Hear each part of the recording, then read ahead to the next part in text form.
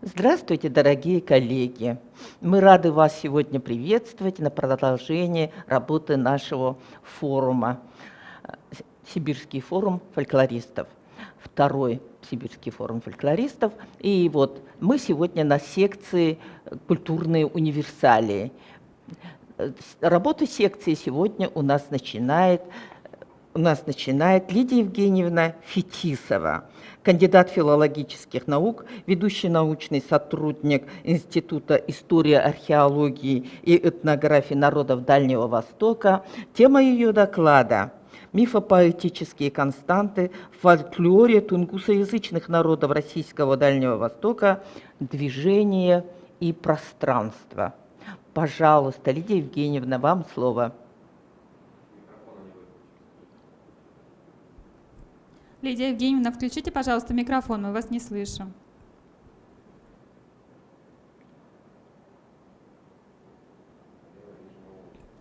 Левый нижний угол окна зума.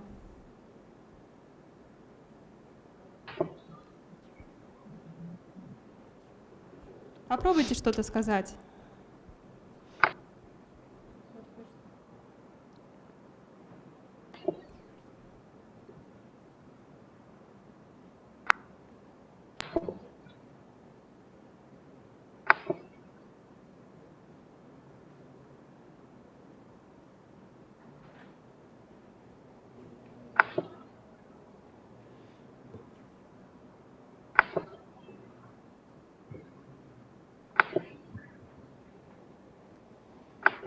Так, коллеги, меня не слышно? Да, Слышим, наконец, слышим, слышно. спасибо. Слышно, да? Да, слышно. Пожалуйста. Добрый день еще раз. Разрешите познакомить вас с моим текстом. В современных исследованиях все большее внимание уделяется значимости идеи движения в качестве одного из основных концептов культуры.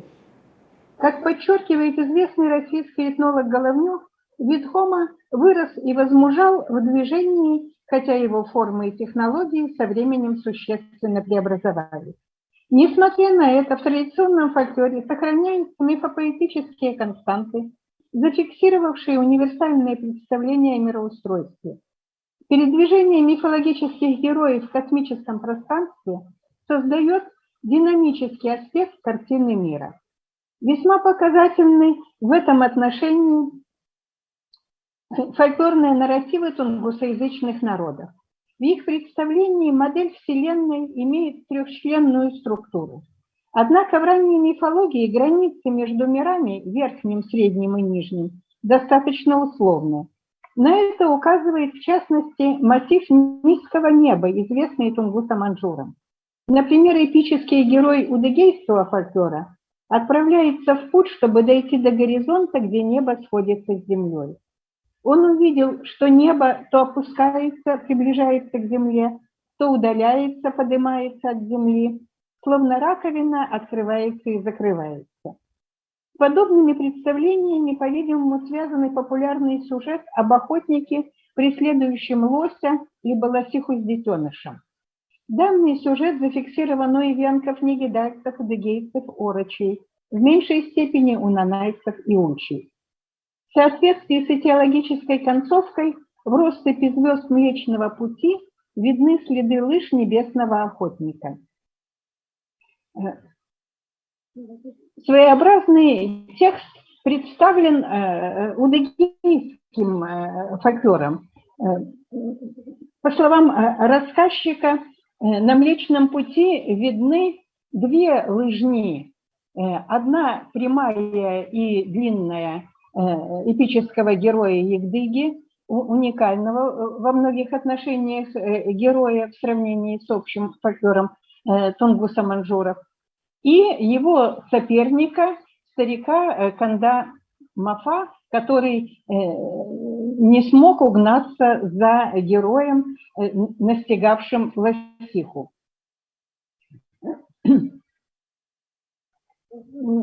Трехчленная структура, в принципе, обычное представление, и тунгусоязычные народы в этом отношении не уникальны. Однако мы видим, что здесь есть свои оригинальные позиции, свои оценки.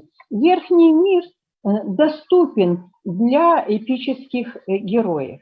В ряде случаев именно в верхнем мире родоначальники, первопредки получают жен, и таким образом и с ними опускаются на землю. И таким образом развивается человеческое сообщество.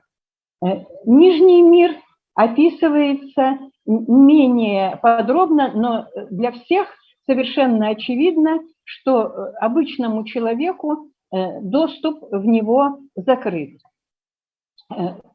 Исключением являются избранники духов, шаманы, но и для них открыты не все ярусы нижнего мира, только ближайшие к земной поверхности. В противном случае обратный путь и для них будет закрыт. В соответствии с некоторыми сюжетами мы видим, что герой, чаще всего это орочские тексты, нанайские тексты, герой в погоне за лисицей, случайно именно лисица. Косули, оленихи оказываются дочерьми небожителей, а вот лисица – обитательница нижнего мира. И в погоне за ней охотник случайно пересекает вот эту незримую границу и таким образом попадает в нижний мир. Если ему удалось вернуться обратно, то он не должен никому рассказывать об этом, иначе ему грозит смерть. То есть это некое общее представление, достаточно ясно показывающее, что для каких-то антропоморфных существ, людей со сверхъестественными способностями, границы между мирами проницаемы. Но любопытно, что земная поверхность тоже неоднородна. И не случайно Александр Борисович Островский предложил пятичленное деление мирового пространства, отметив на Земле, собственно, сушу, подземный мир и подводный мир, горный мир и подводный мир. Вместе с тем, все-таки следует сказать, что восприятие человеком вот этих особенностей земного ландшафта несколько иное, нежели представление космологического порядка. Потому что в соответствии с народными преданиями людям доводилось попадать в подводный мир и благополучно возвращаться домой. Но, как правило, это были не случайные путешествия, более и не запланированные, можно так сказать, путешествия, потому что нередко рыбаки и морские зверобои попадали в подводный мир из-за того, что хозяин водной стихии намеревался показать, из-за чего охотники лишились промысловой удачи и на земле наступил голод. Неверное поведение людей, бездумное уничтожение животных, варварское обращение с ними, добыча добывание большего, чем необходимо, все это наказывалось.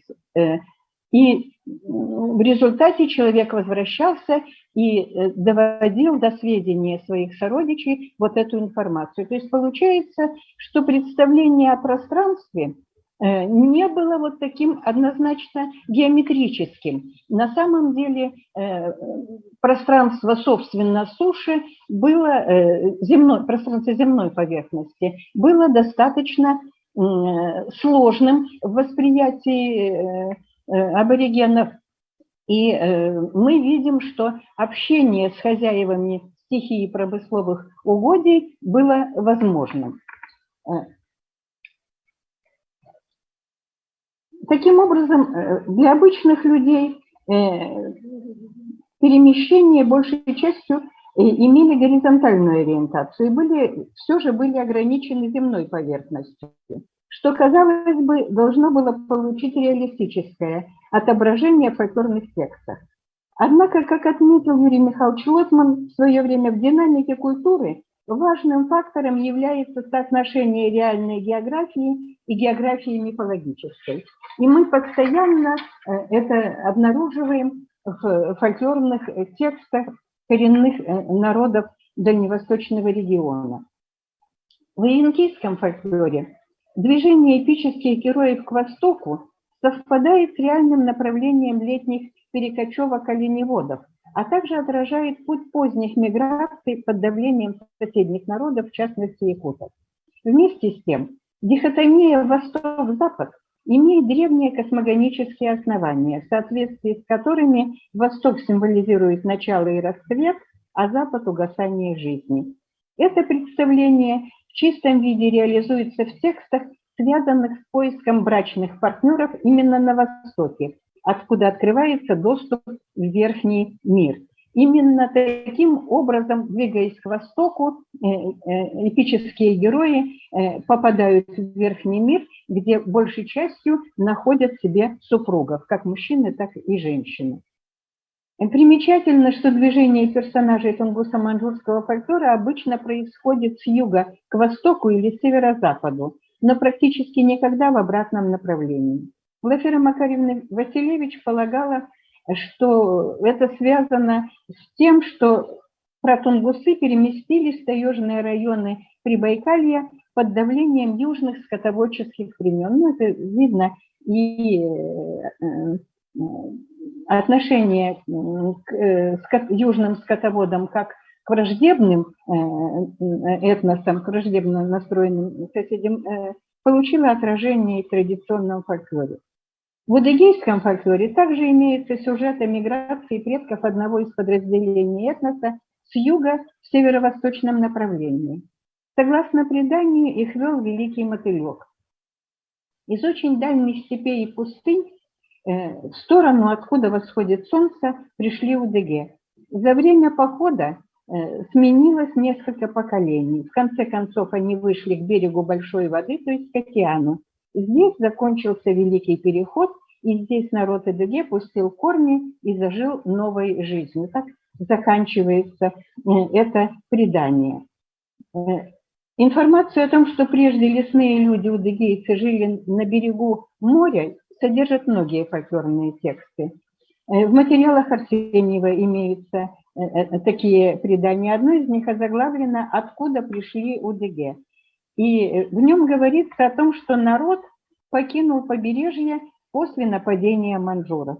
Они стали приставать к удыгейским женщинам и насиловать их. В другом предании речь идет о неких пришедших с юга неизвестных людях, то есть враги не имеют этнического определения.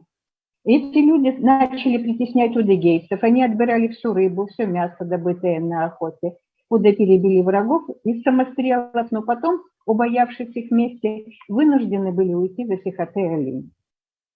Возможно, именно эти группы, вошедшие в состав лесных людей, удыгейцев, именно эти группы в документах известны под названием Кяккала и так далее. Примером мифологического осмысления своего происхождения и появления на этнической территории служит творческое предание о роде Акунка. Он возник на реке Аку, вышел из скалы Федаки, что стоит в устье этой реки. Сначала был всего лишь один человек Акунка с 2 женами. Так они там и жили. От одной жены он имел 4 сыновей, от другой 7 сыновей. Жили они очень давно, когда земля еще только остывала. Когда акунки подросли, стали они искать себе жен. Женились в разных других местах. Часть перешла на Амур, часть пошла к югу, а часть так здесь и осталась, расселившись по всему Тумнину. Такой же синтез мифа и реальной фактологии находим в родовых преданиях нанайцев.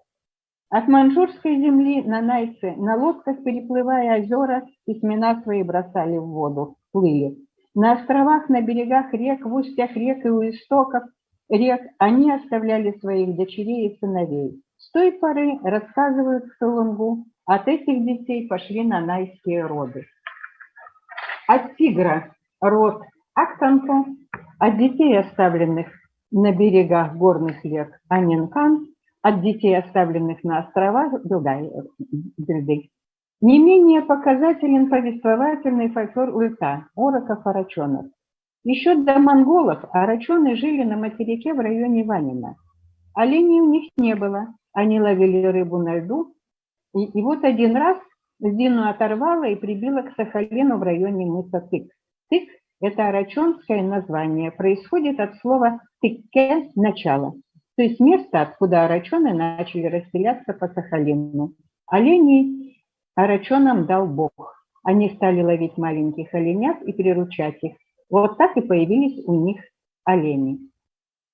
То есть мы видим, что пространство и движение в фольклоре коренных народов Амуро-Сахалинского региона постоянно взаимосвязаны, и вместе с тем эти мифопоэтические тексты в значительной степени получают реальную конкретизацию с годами.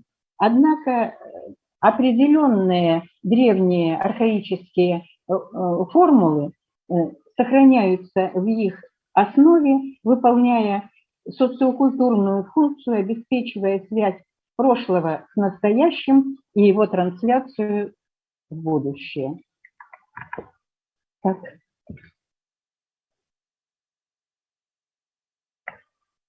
Благодарю вас. Спасибо. Меня слышно? Очень хорошо слышно. Лидия Евгеньевна, спасибо большое за такой интересный, огромный фактический материал для нашей лаборатории универсальные эти исследования. Было бы очень интересно с вами сотрудничать и вести какие-то общие программы. Так, дорогие коллеги, есть ли вопросы? Пожалуйста. Вот пока народ думает про свои вопросы, можно я задам свой вопрос, который меня очень заинтересовал. Конечно, Материал для нас очень действительно интересный. И вот меня что волнует. Лидия Евгеньевна, у вас есть на сайте института ваши архивные материалы, и вы выкладываете куда-то или как-то с переводами на русский язык вот весь этот большой фактический материал на каком-нибудь портале или где-то где можно что-то ваше найти в интернете или как так? К сожалению, на портале института, вот на нашей страничке, специально фольклору нет посвящений, и я должна признаться, что я не северовед по базовому образованию, но не северовед по базовому образованию. Просто много лет работая в североведческом отделе, в том числе работая с Николаем Батуновичем Киллей и Галиной Александровной Атаиной, я невольно заинтересовалась этим. И у нас в институте, в архиве хранятся их полевые материалы. Отлично. Вот, но по большей части они все-таки опубликованы. Я пользуюсь, как правило, текстами академическими. То есть вот публикации, ведь фольклорной культуры, публикаций очень много. Но в ряде случаев они вызывают сомнения. Поэтому либо это публикации, сделанные носителями культуры, подготовленные, сравнивать, там тоже, наверное, не все достоверно, скажем так, осторожно. Да. Но все-таки в целом тексты, которые рассматриваются, в сравнении друг с другом могут выявить подлинность основы. То есть вот эти самые константы, они достаточно отчетливо просматриваются в структуре, в композиционном решении текстов и помогают в этом прежде всего записи, сделанные не, собственно, даже фольклористами, а лингвистами. Да. Это материалы, Да, потому действительно. что там в некоторых случаях эти тексты уступают в художественном отношении. Потому что все-таки большой, сложный в языковом смысле текст трудно расшифровать, трудно записать, особенно в прежние времена, когда это все, мы даже с трудом могли успевать записывать тексты восточнославянского фольклора, когда это все под карандаш, в тетрадочках, но тем не менее, текстов этих немного, но достоверность их, особенно в сравнении друг с другом, достоверность достаточно заметна. И вот если говорить о нашем институте, то фольклористов у нас, собственно, фольклористов, Татьяна Владимировна Краюшкина и Лидия Евгеньевна Фетисова. То есть вот так получается, что всерьез институт истории. И вот этнографическая составляющая его, она касается духовной культуры только в части. Так вышло вот.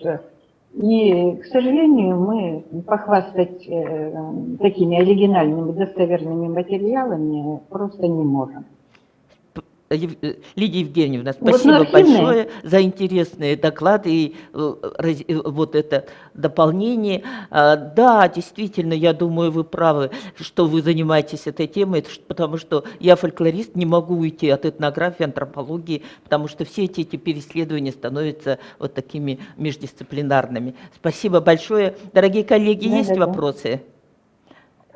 Если нет вопросов, то мы продолжаем нашу работу. Спасибо большое еще раз. Итак, слово предоставляется Киселевой Марии Сергеевне и Зборовской Алене Андреевне. Киселева Мария Сергеевна, кандидат филологических наук, доцент Дальневосточного федерального университета, и Алена Андреевна, студентка 4-го курса, это ее бакалавриат она.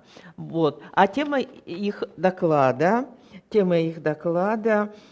«Отражение констант восточнославянской картины мира в весенних песнях переселенцев Приморского края». Видеодоклад будет. Да, видеодоклад. Здравствуйте, уважаемые участники форума. Представляем вам тему нашего доклада. Отражение констант восточнославянской картины мира в весенних песнях переселенцев Приморского края. С 20-х годов 20 века на территории Приморского края исследователи фиксировали бытование традиционного восточнославянского фольклора. Среди исследователей такие имена, как Георгиевский, Крикотень, Громов, Обшарина, Фетисова. На основе проведенных работ были опубликованы сборники и монографии. Особым событием стало издание серии «Памятники фольклора народов Сибири и Дальнего Востока», в который вошел и материал, собранный в Приморье. Записанные в экспедициях произведения отражают силу сохранения традиции на чужой земле, а также несут следы регионального творчества. Такой синтез древнего и нового позволяет назвать фольклор переселенцев Приморья традицией позднего формирования, а исследование его текстов представляется перспективным, так как с его помощью можно изучить бытование славянской культуры в условиях иноэтического окружения, выявить устойчивость отдельных элементов и определить их связь с древними представлениями, общими для русского, украинского и белорусского народов. Среди фольклорных жанров, представленных в крае, нас интересуют песни календарно-обрядового цикла. По древним народным представлениям Магические свойства коллективно исполняемых песен способствовали благополучию в сельскохозяйственной деятельности, от которой зависело выживание рода. Приморский песенный фольклор предположительно сохраняет в себе подобную тесную связь с природным циклом. Наиболее полный календарный обрядовый цикл был собран в конце 90-х годов XX века в Партизанском, Чугуевском, Шкотовском, Анучинском районах Приморского края в экспедициях под руководством Олега Валентиновича Семенова. В результате работы целого коллектива авторов был опубликован сборник «Карагод широкий», который содержит материалы нашего исследования. Всего в сборнике 137 текстов, распределенных по временам исполнения: зима, весна, лето, осень. Основная часть текстов, а именно 76 песен, относится к весеннему периоду. Принадлежность песен к весеннему периоду на текстовом уровне зачастую имеет неяркую выраженность. Однако исполнители очень четко соотносят песни именно с этим временем года. Мы предположили, что универсальные для восточных славян представления о весне могут быть отражены в тексте на уровне поэтики, представлены как константы или этнопоэтические константы. Указанное понятие разработано в трудах Виктора Михайловича Гацика. А в более поздних работах литературоведов, например, Шишуновой, Захарова, Долгата и Исаулова, оно включает в себя устойчивые мотивы, пространственно-временные координаты, образы-символы, константы человеческого и природного бытия. При изучении 76 весенних песен мы обратили внимание на наличие в них устойчивых групп мотивов и образов, которые в данном случае и будем рассматривать как константы, ставя задачу проанализировать, отражаются ли в них древние представления о весне. Такой узкий подход обусловлен тем, что помимо этнографических, искусствоведческих и культурологических исследований, согласно мнению Ирины Владимировны Семеновой, есть лишь несколько работ, освещающих тексты изучаемых песен с филологической стороны. Например, это работы Любови Михайловны Свиридовой и Лидии Евгеньевны Фетисовой. Что подразумевает? Наличие определенной лакуны, которую мы и стремимся восполнить. В процессе поиска констант мы выявили две группы образов – женские и мужские. Среди женских образов центральным является образ девушки, связанный с древней персонификацией весны. Образ неразрывен со свадебным обрядом и трансформируется в зависимости от той группы песен, в которой представлен, исполняемые ранней весной песни и поздней весной.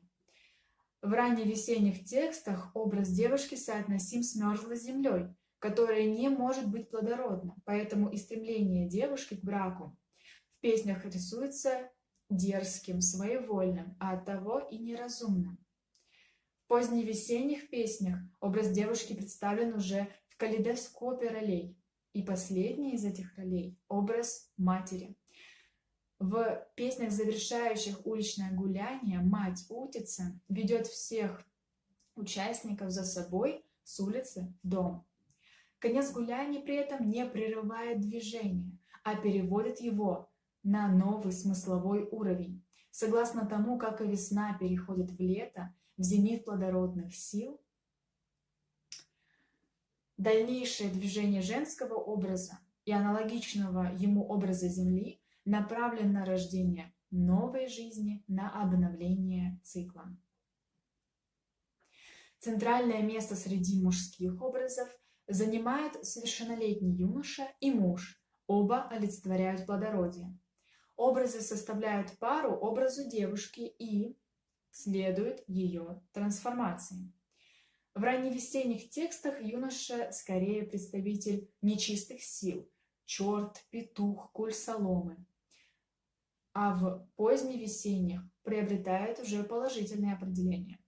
Милый, чернобровый, русокудристый и сравнение лебедь, селезень, сокол, заяц, которые напрямую отсылают нас к свадебному обряду.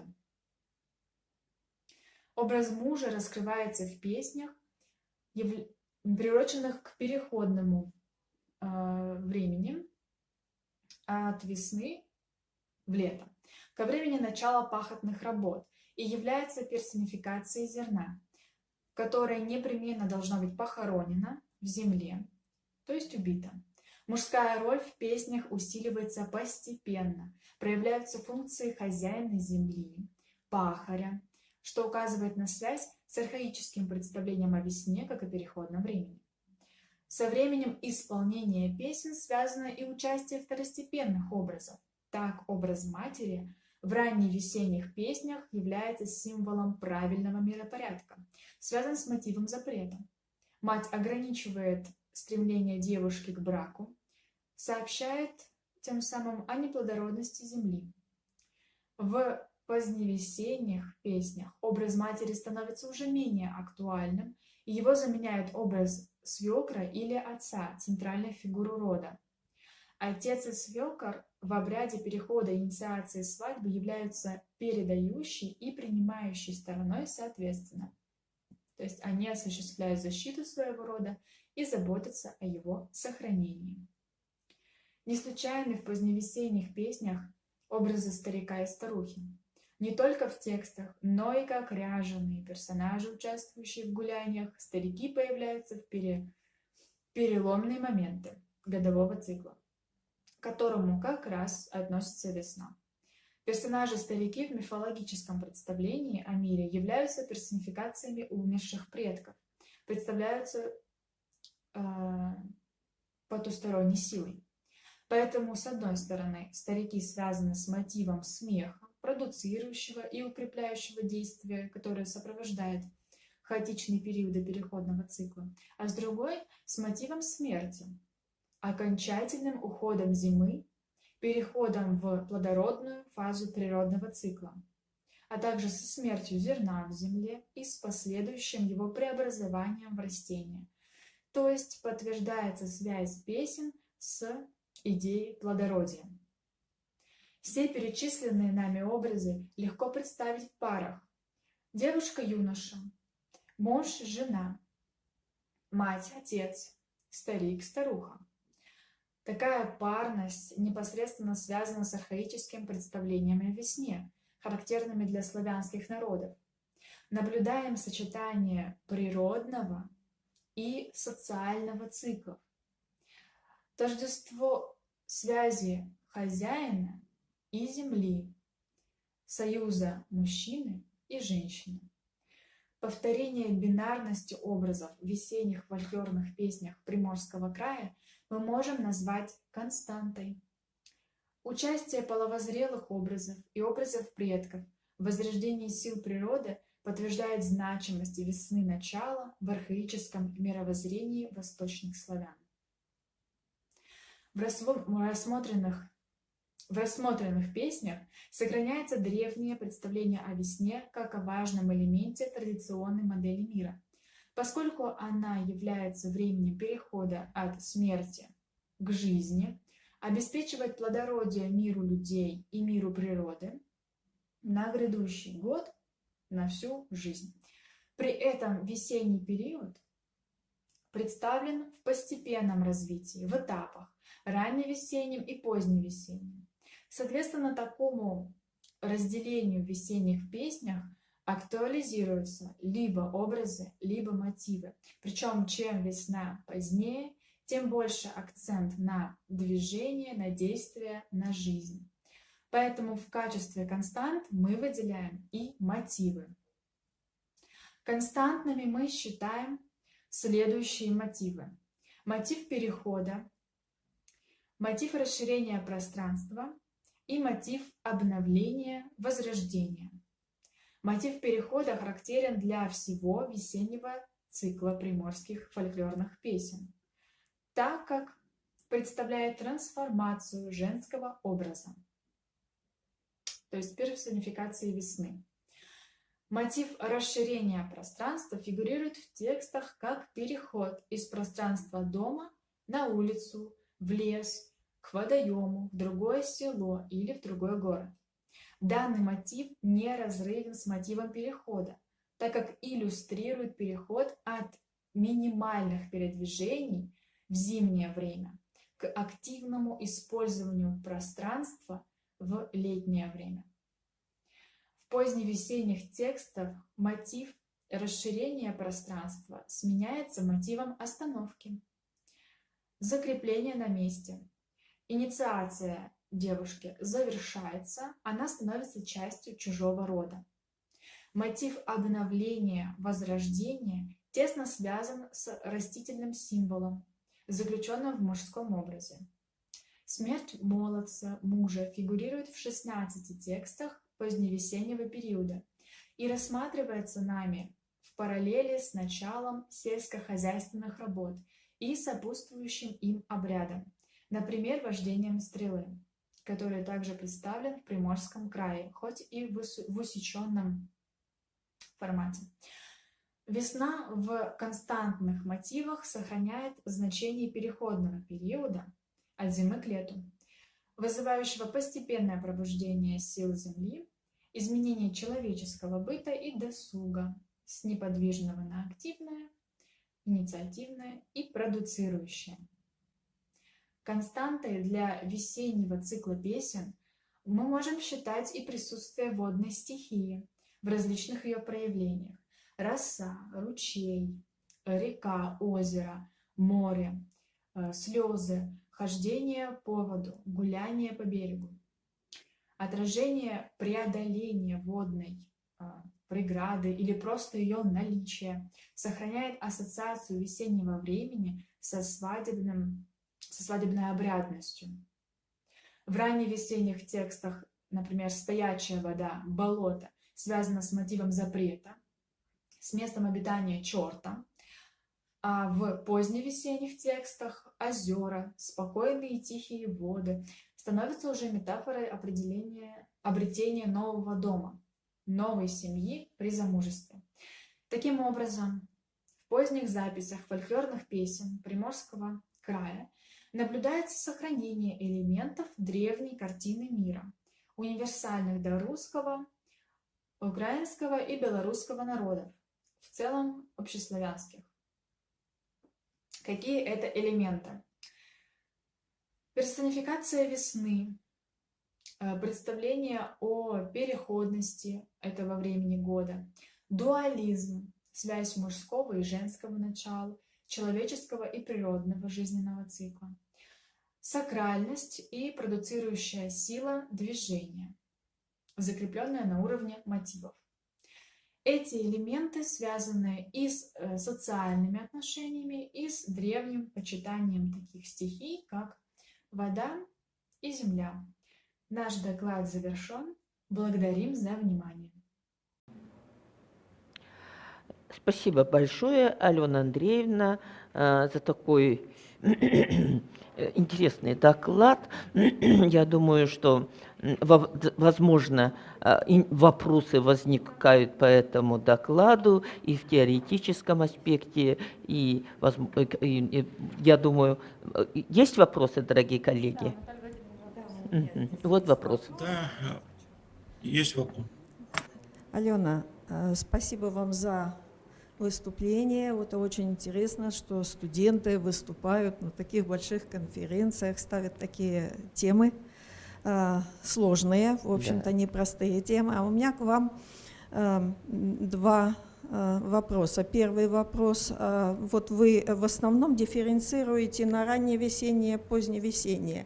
А почему вы при этом не используете жанровое какое-то разделение? Потому что в этом материале, да, в ранневесеннем, есть, собственно говоря, обрядовые песни, есть большой пласт хороводных песен.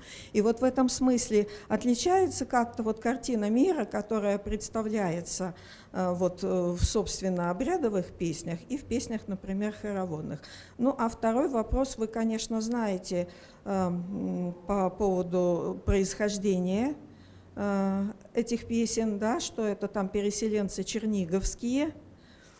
И вот там как раз очень интересно то, что это материал, который из Гомельско-Брянско-Черниговского региона, и он действительно включает в себя вот какую-то такую сущность и украинские, и русские, и белорусские песни.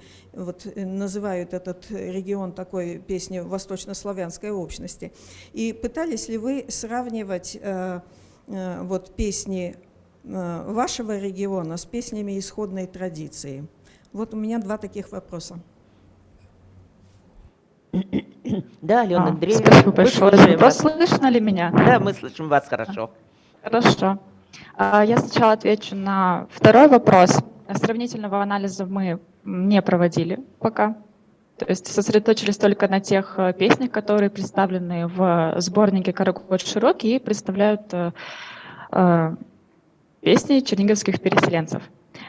Первый вопрос состоит в том, почему я разделяла, собственно, на ранневесенние и поздневесенние тексты. Здесь я следовала разделению Агапкиной. На самом деле в нашем исследовании мы используем такие термины, как весняные тексты, это, собственно, ранневесенние, которые не совсем обрядовые. Потом лилешные песни, в которых присутствует формула лёли-люли, и которые относят Адоньева по звуковой формуле к весенним текстам. Это лилешные песни, они есть хороводные. К хороводным также относим и нелилешные песни, в которых не встречается формула лёли-люли, и они уже ближе к бытовым таким моментом, обрядовости там меньше. И уже при таком разделении мы и выявили, что есть некоторая градация от, например, в ранневесенних песнях, весняных, встречаются в основном образы, это девушка, парень, мать, их взаимодействие. И в хороводных уже больше мотивности, движения, и представлен уже как будто это ближе к свадебной обрядности уже идет тема. И в поздневесенних текстах, не лилешных, они более уже такие радостные, позитивные, больше там уже встречаются старики, деды, и движения там, даже по исполнению этих песен они как-то более закручены и направлены на уже движение в лето. То есть абсолютно продуцирующие силы природы. Возможно, я не совсем ответила на вопрос, но я попыталась Да, объяснить. вы согласны, да? Да, хорошо. Пожалуйста, еще, кажется, вопрос был. Да, Степан Сергеевич. Да, Алена Андреевна, спасибо за доклад. У меня вопрос такой, по характеристике языкового материала, как вы могли бы определить, скажем так, тот язык, или лучше сказать, тот идиом, на котором составлены ваши тексты, с которыми вы работали? Раз это, как вы говорите, черниговская, да, там пограничье, то это что именно? И куда это можно классифицировать, куда это можно отнести? Вот такой вопрос. Так. Степан Сергеевич, не совсем поняла вопрос. Может быть, что-то... Какой это идиом? Это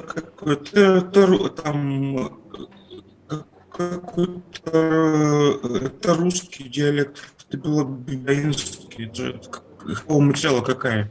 В основном это... С чем вы работали? В основном это тексты, диалект ближе к белорусскому языку. Встречаются и украинские диалекты. Но я не разбирала именно эту часть текстов, но они различаются тексты, конечно, смотря там, ближе они к украинским диалектам или к белорусским, но я рассматривала общность их, потому что все они от черниговских переселенцев. Я так не разделяла, хотя была такая идея, но я не стала углубляться в нее. Ну, идея правильная на самом деле была. Так что понятно. То есть вот у вас в основном идут и белорусские диалекты, и частично украинские, да? Да. Ну, понятно, спасибо. Спасибо большое. Вопросы? Переходим к следующему докладу, да? Итак, следующий доклад делает доктор филологических наук Айнаткинова Надежда Романовна.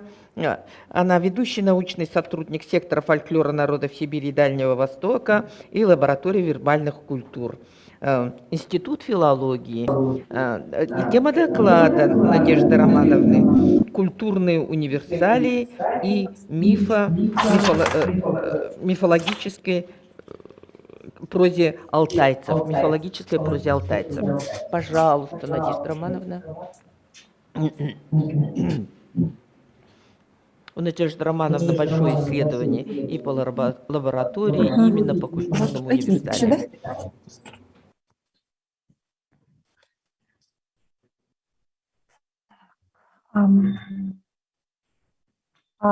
Презентация видна? Ага, все нажала, да? Здравствуйте, уважаемые коллеги. Цель моего доклада – рассмотреть вопрос о том, являются ли мифологические мотивы универсальными явлениями в фольклоре алтайцев. Универсалии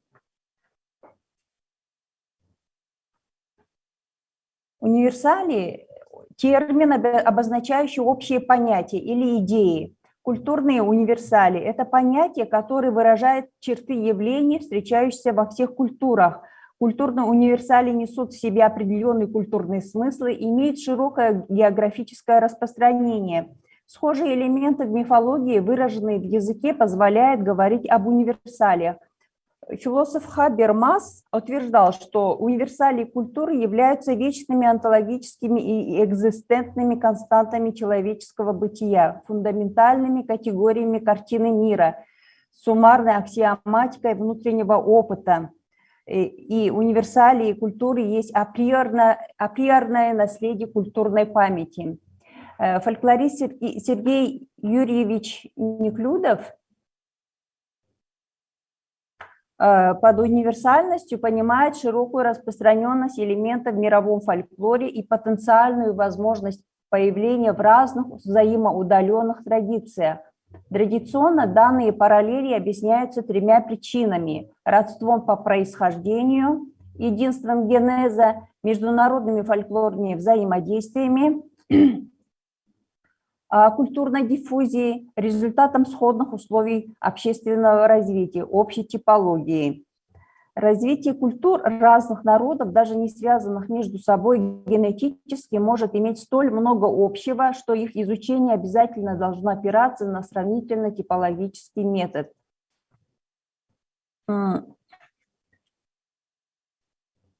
Мотивы и элементарные сюжеты, сохраняя в течение столь значительных исторических периодов, доходят до сегодняшнего дня, как бы прорастая сквозь меняющие друг друга языки и культуры. Это свидетельствует об устойчивости в человеческой культуре смыслов.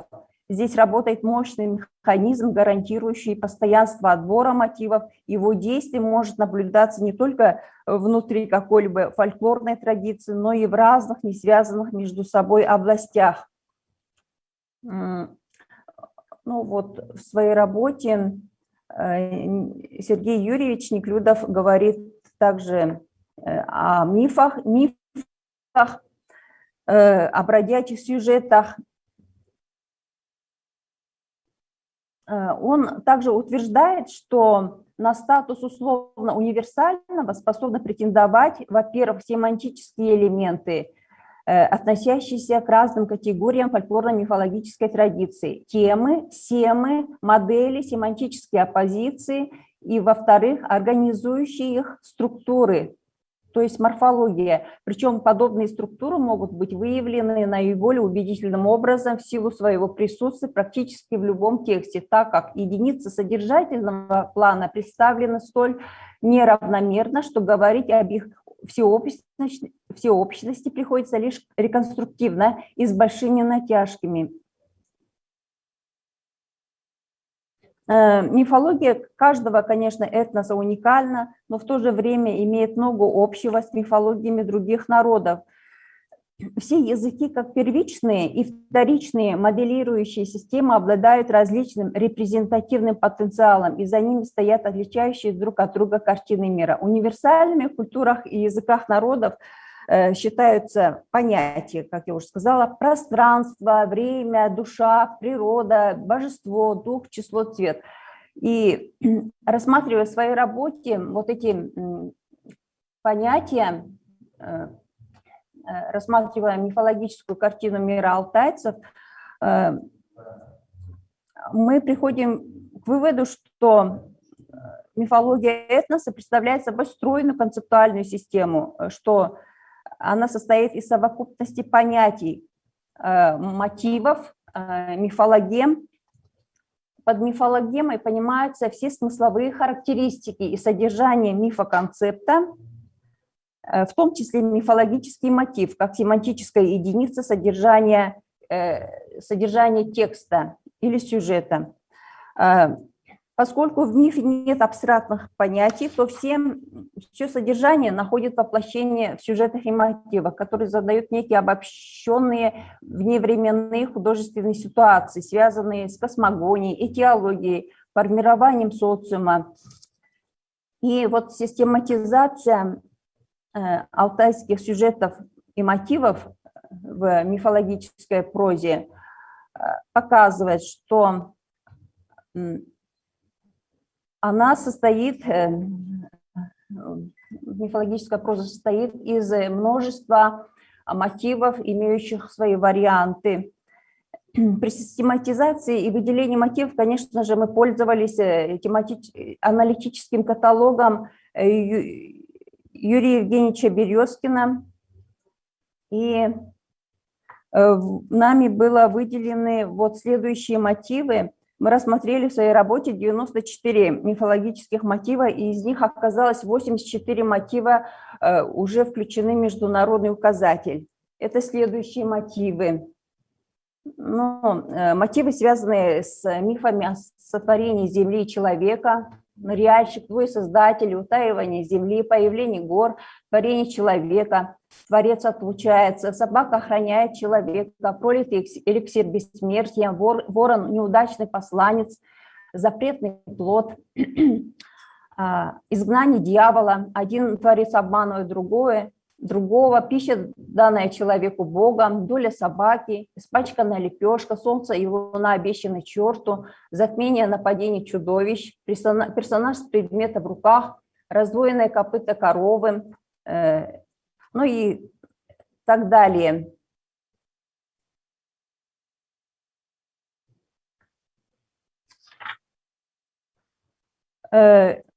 Следует отметить, что какие-то мифологические мотивы, выделенные в алтайской прозе, имеют широкую географическую распространенность, а какие-то не обладают этим свойством. Большинство этих мотивов ограничено в своей географии распространения и существует в определенном ареале.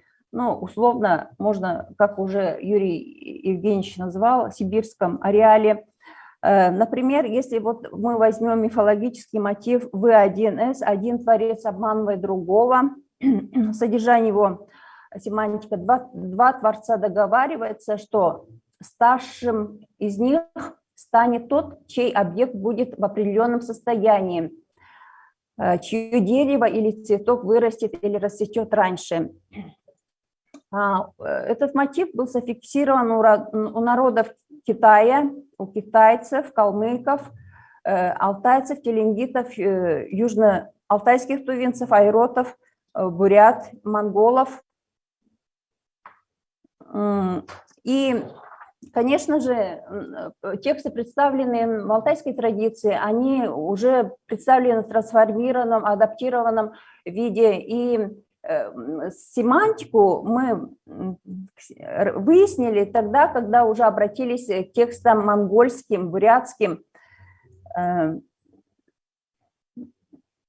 Ну вот, в алтайском тексте говорится: Майтере, Бурхан Бакши и Шимынь Бурхан поспорили о том, кто из них станет верховным бурханом. Они устроили соревнования, в чьей чашке быстрее вырастет цветок. Первым появляется цветок в чашке Майтере, Майтреи, то есть. Но когда он пошел сообщить об этом своим друзьям, Бурхан Бакши, сорвав его цветок, воткнул его в свою чашку. Майтере дает согласие на то, чтобы верховным бурханом был Бурхан Бакши. Согласившись, он сказал ему: пусть будет твое время править миром, но в твое время народ будет низкорослым, век будет коротким, будет время воровства. Ну, то есть тексты адаптированы к мифологической традиции алтайцев. А в бурятском тексте, например, главными персонажами являются Майтрея и Манджушри. Между ними завязался спор о том, кто будет ведать этой вселенной и ее обитателями. Поставили перед собой чашки с водой и решили медитировать. В чьей чаше из воды зародится цветок, и тому достанется кальпа. Сколько сидели, неизвестно, но глаза у них должны были быть закрытыми. Через какое-то время Манджушри раскрыл глаза и увидел, что в чаше его соперников зашел цветок. Он поменял чаши местами. Когда настало время подведения итогов, Майтрея сказал Манджушри: пусть так и быть, пусть Галап будет твоим, но учти, люди твоей кальпы будут жить недолго и будут склонны к воровству. Кальпа – это единица измерения времени в буддизме и в индуизме. Ну, данное даже слово заимствовано алтайцами. Существует слово «калап» как стихия, которая наступает во время смены эпох времен. И в конце, когда стихия наступает конец света.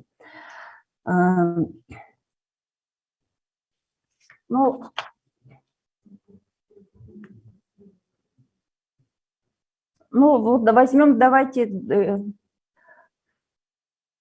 то есть эти примеры нам показывают, что наличие мотива мифологического в двух и более культурах уже говорит о том, что он стал универсальным явлением культуры. Если, например, взять другой мотив, эликсир бессмертия, пролит на растение. Этот мотив, он очень широко распространенный почти по всему миру. Но это в тематическом указателе указаны, в каких местах, в каких зонах. Но, опять же, миф адаптирован в мифологии алтайцев. В этих мифах больше внимания уделяется на то, что помимо сотворения человека курбустанами, главным божеством, и борьбой Ирлика за их душу, уделяется внимание, как можжевельник стал вечно зеленым, потому что можжевельник – это кустарник, который используется широко в обрядовой практике алтайцев и других тюрко-монгольских народов. Ну и таким образом, рассматривая мифологическую картину мира алтайцев, мы пришли к выводу, что различие между мифами разных народов заключается в их образном строе, в отражении местных реалий и понятий, а общее, универсальное содержится в их мотивах. И содержащиеся универсально в их мотивах появляются в разных культурах в результате заимствования, этнокультурных контактов, а также типологического сходства их культур. Различным в этих произведениях оказывается национально-культурный фон. В в нем представлены все элементы ландшафта, где проживает народ, флора, фауна, окружающая среда, национальная пища, одежда, история, быт, моральные, этические установки. И мы пришли к выводу, что в мифологии алтайцев выделены два типа мифов, имеющие разные истоки. Мифы, проникшие с мировыми религиями, космогонические, эсхатологические. И второй тип мифы, восходящие к язычеству, мифы о животных, духохозяева, гор, рек, святых источниках и некоторые другие. Но это хорошо демонстрируется, когда мы исходим не с цели выявления фольклорных мотивов, а изучения содержательной структуры мифологических концептов. Ну, это при таком подходе мы можем уже четко ограничить, какие мотивы фольклорные, пришедшие заимствованные или распространенные по миру, и мотивы, и мифологемы, которые присутствуют только в местной культуре, основанные на их верованиях, традициях. Если у меня еще время?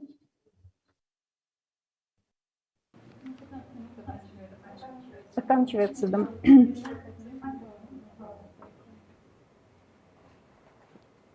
Не завершил еще, да?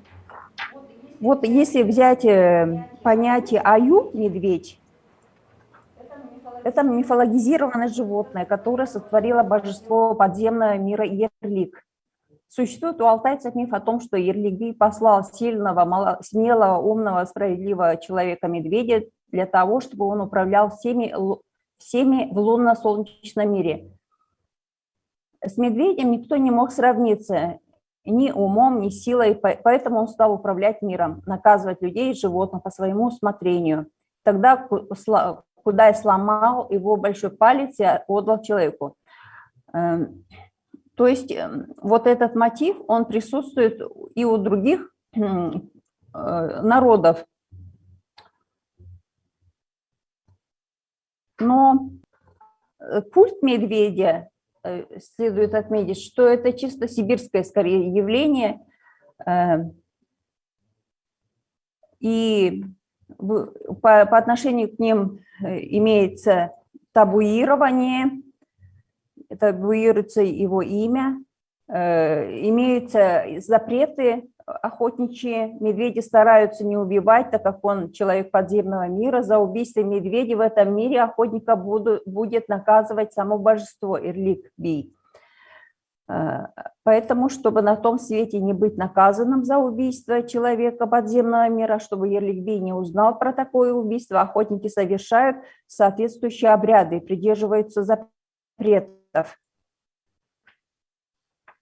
И, например, в Улаганском районе есть местность, которую жители называли Аю-бажи, голова медведя. Название отражает охотничью традицию вывешивать голову медведя на дерево. В алтайском фольклоре также распространен мотив о человеке, ушедшем в лес и превратившемся в медведя. Ну и тоже это один из распространенных мотивов. Ну, таким образом, следует отметить, что мифологические мотивы, имеющиеся в мифологической прозе алтайцев, являются универсалиями культуры, что эти мифологические мотивы выступают содержательным звеном культурных универсалий, концептов. Ну, на этом у меня выступление завершается. Я здесь, Спасибо большое, Надежда Романовна. Хочу сказать, что это огромная большая работа Надежды Романовны, и в этом докладе она вот так какие-то моменты выбрала и как бы универсальные мотивы рассматривает. Дорогие коллеги, пожалуйста, вопросы.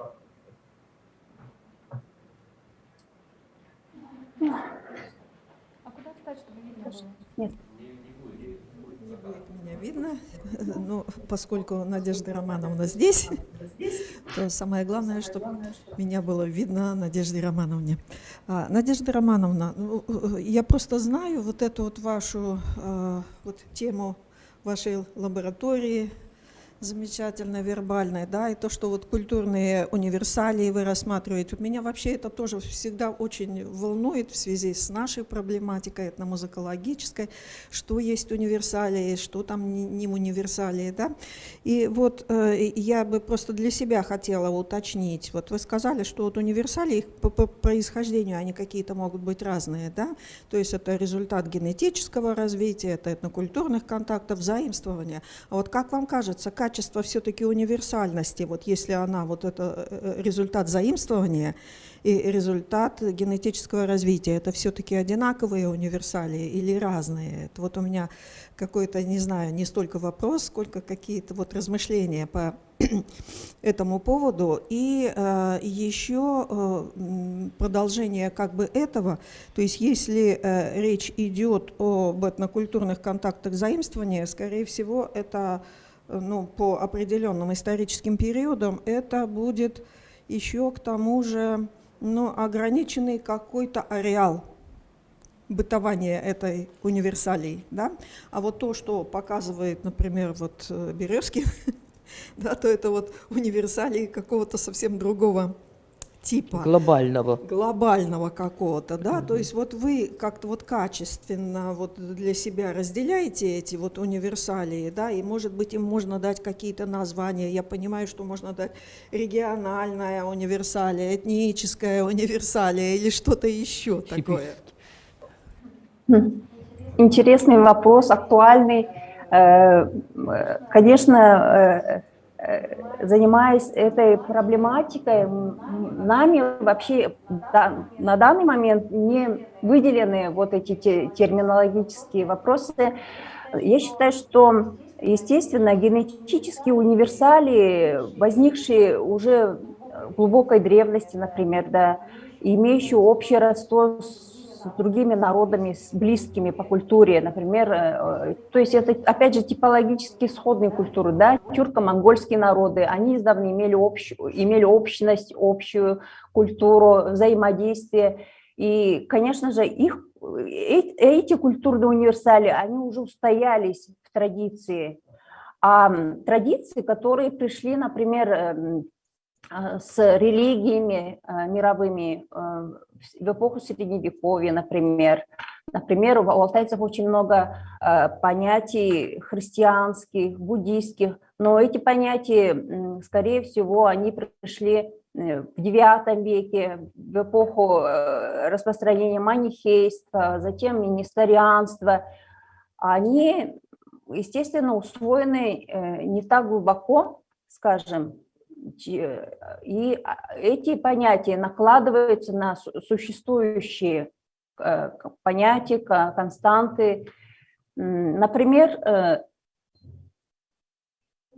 те же буддийские божества, они в фольклоре алтайцев обрели совершенно другие функции и адаптированы названия. Только исследователь, который занимается фольклором, он может разглядеть, в чем разница между настоящей Майтреей Бодхисаттвой и Майтере.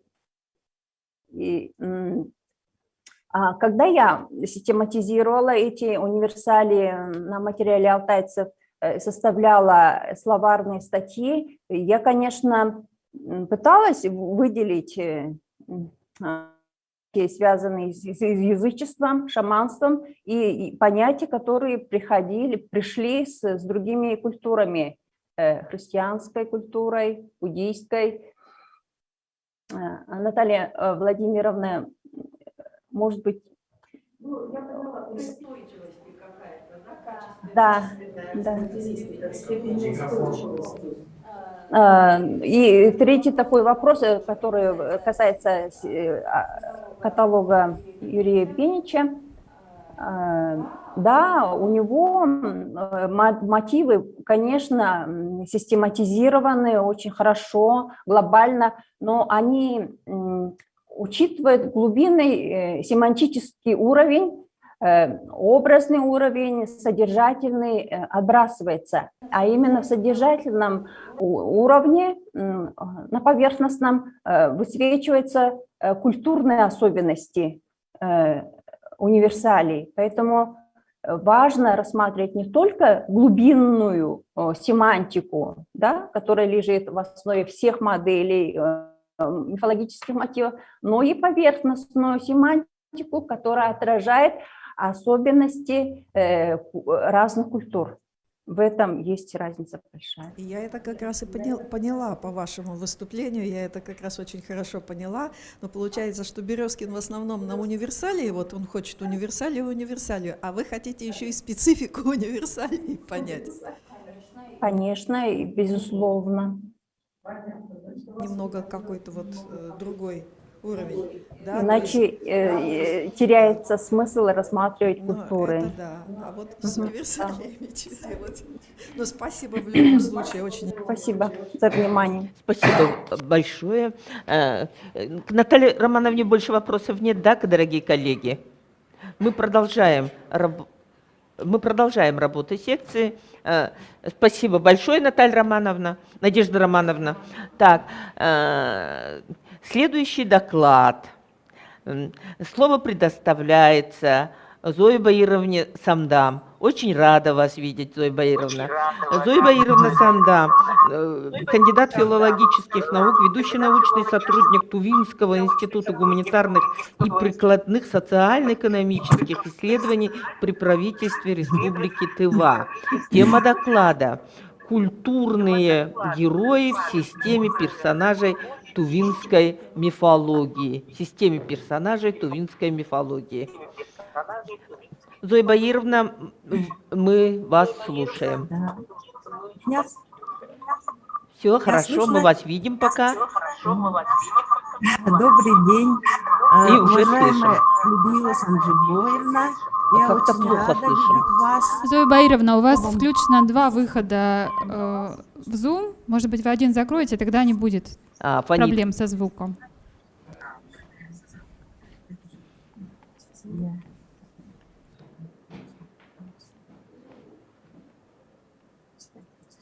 Теперь слышно, да? Да, теперь хорошо, спасибо. Алло. Да. Хорошо, спасибо. Все слышим? Давай, мы слышим. Уважаемая Людмила Санджибоевна, я рада видеть вас прежде всего как ведущую. Когда вчера услышала ваш доклад, ваш новый облик, серебристо-небесный, ваше прическа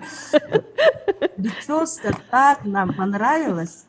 Поэтому позвольте мне, поскольку это все-таки секционное заседание, у меня потом не будет возможности на правах представителя старшего поколения, я хочу минут 5 приветствия. Можно? Приветствие в адрес форума. Да, конечно. А остальное время я изложу свой доклад.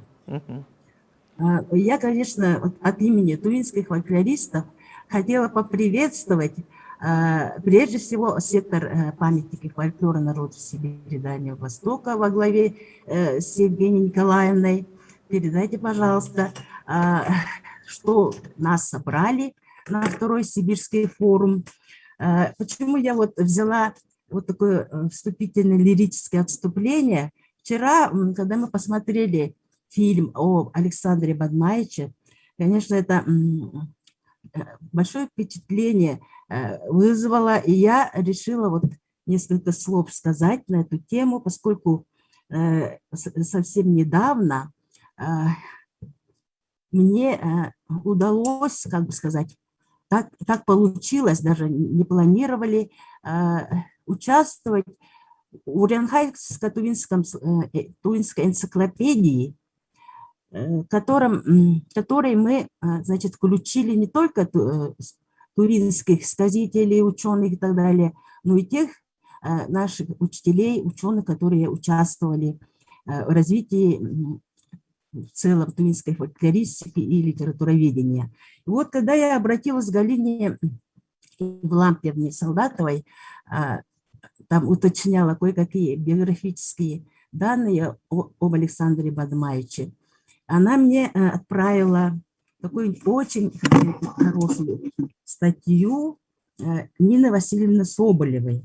И вот я под впечатлением фильма, этой статьи, особенно это нахлынули воспоминания после вчерашнего просмотра фильма, поскольку вот когда мы составляли эту статью, в первом томе этой энциклопедии мы написали о Николае Алексеевиче Алексееве, тоже как о главном из организаторов и участников наших тувинских томов, и об Александре Бадмаевиче Сактоеве, о его 4 визитах в Туву и так далее. И вот к чему я все это говорю. Дело в том, что, как вы все знаете, наша республика нынче в этом году отмечает столетие образования Тувинской Народной Республики. И вот эта энциклопедия приурочена именно к столетию этого события. И вот я просто хотела продолжить мысль наших коллег новосибирцев, что дело Николая Алексеевича и Александра Бадмаевича продолжает их продолжатели, прежде всего, конечно, в лице сектора специально вот созданного. Там мы очень рады, что есть наши представители тувинской фольклористики Жанна Менгеевна Юша. И вот, когда мы вчера услышали ваши доклады, Таланталы и других коллег, очень мне захотелось тоже показать наш какой-то там продукт продолжателей дела Александра Бадмаевича. Вот в сегодняшнее время из тувинских фольклористов активно, значит, продолжают дело собирательскую работу, исследовательскую наши, получается, и фольклористы, и литературоведы. Вот. И вот мы выпустили последние годы такой результат нашего проекта по ценгельскому фольклору от этническим тувинцам, которые проживают на территории Монголии. 3 языки оригинала, Мундундакша переводится «Серебряная чаша». Там работали 6 фольклористов и литературоведов во главе с Уран Алновым и Донгак. А вот эти тексты, первоисточники, мы перевели на русский язык и выпустили в издательстве «Наука» новосибирские подношения серебряной чаши. Это тут входят переводы, я позволю напомнить, что участвовали наши бурятские коллеги, содействовали Людмила Санджибоевна и Баир Соломонович Тугаров, переводил поэзию с оригинала на русский язык. И вот последнее вышло в прошлом году, уже исследование по этим текстам, сенкельские тувинцы, фольклор и литература. Это то, что я вот думаю, что Таланталы сибирский сказительский дар книгу приветствуем, очень ждем, и мы надеемся, что нашим коллегам тоже мы отправим свои новые издания. Вот я хочу, вот знаете, вспомнив под впечатлением вчерашнего фильма, вспомнила, когда Александр Бадмаевич даже болел, когда звонил постоянно нам, не только нам, наверное, всем, в том числе и нам, и все время заботился о том, чтобы мы, даже те составители, у которых вышли тома, должны продолжить и оставшихся томах участвовать во всяких там, во всякой форме, ипостасях, чтобы мы всегда болели за выход всех наших томов. Ну, как вам известно, наши 3 тома еще ждут своего выхода, перевышли. Ну, из 6 составителей, вот я просто хочу такую информацию дать, может, не все знают, наши старшие коллеги ушли от нас, это тоже Семенович Кулар в 2007 году и Тургул Алнович Мангуш в 2017 году. А вообще в этой серии я лично участвую. Уже 38 лет, получается, мы живем не только в сфере фольклористики, но и литературоведения, духом Александра Бадмаевича. И вот я хотела внести такое предложение, если можно, Людмила Санджибоевна. можно ли внести в резолюцию нашего форума такое предложение? Я понимаю, что в такое трудное время, наверное, сектор и вообще гуманитарная наука испытывает трудные времена, но тем не менее, мне кажется, и будет лишним повторить. Какое-то письмо, обращение отправлять, я предлагаю отправить во все региональные органы управления, правительства, там, республик, регионов Сибири и Дальнего Востока с просьбой об активизации поддержки выхода не вышедших томов нашей серии. Я думаю, это не будет лишним. Вот, я на этом заканчиваю вот такое вступление, да. И теперь перехожу к своему докладу. Постараюсь вложиться. Хорошо. Название, значит, моего доклада очень хорошо, что Надежда Романовна вот, теоретически в своем докладе осветила, а у меня, конечно, эта тема захватывает именно культурных героев в системе персонажей тувинской мифологии.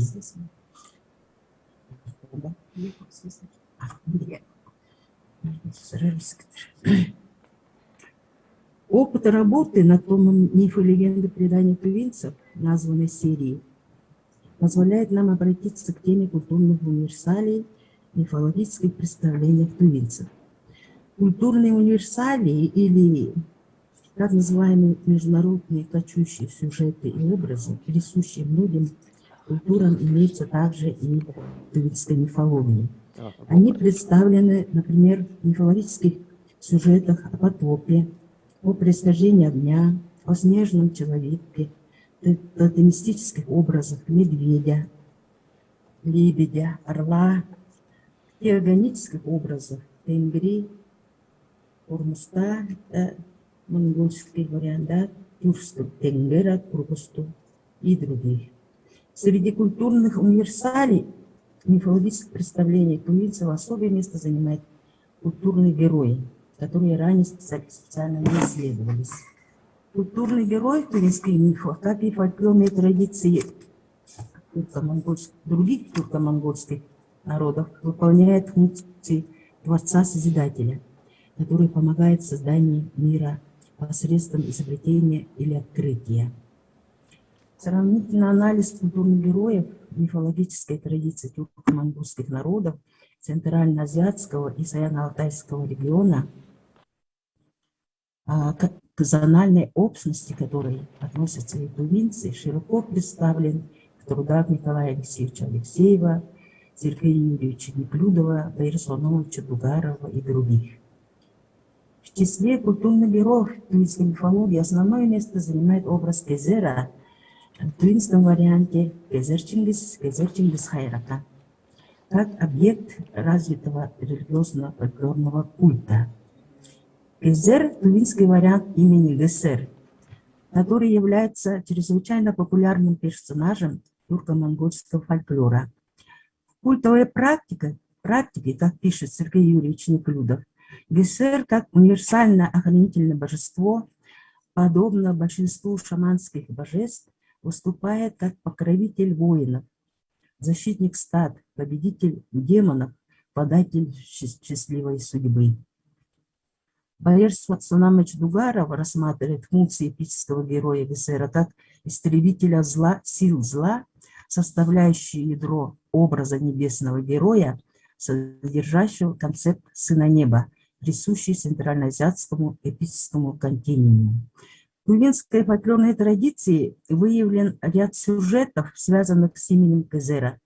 Как правило, они относятся к топонимическим мифам, таким как, например, как Кезер сотворил реку Хемчик, как Кезер сотворил местность Кумсу, как Кезер сотворил реку Алаш, как были сотворены горы Хан-Гувей, горы Малый и Большой Хайракан и река Тейс. О связи имени Гесера с мифологическими сюжетами и его чрезвычайной популярности в народе впервые написал в своем дневнике Григорий Николаевич Потанин, побывавший в Туве 1879 году. Он записал тогда сюжет о вселенском потопе, после которого Кейзер сотворил все сущее на земле. Главную особенность этих мифов составляет история возникновения тех или иных мест благодаря действиям культурного героя, творца-создателя, великана Кейзер-Чингиса.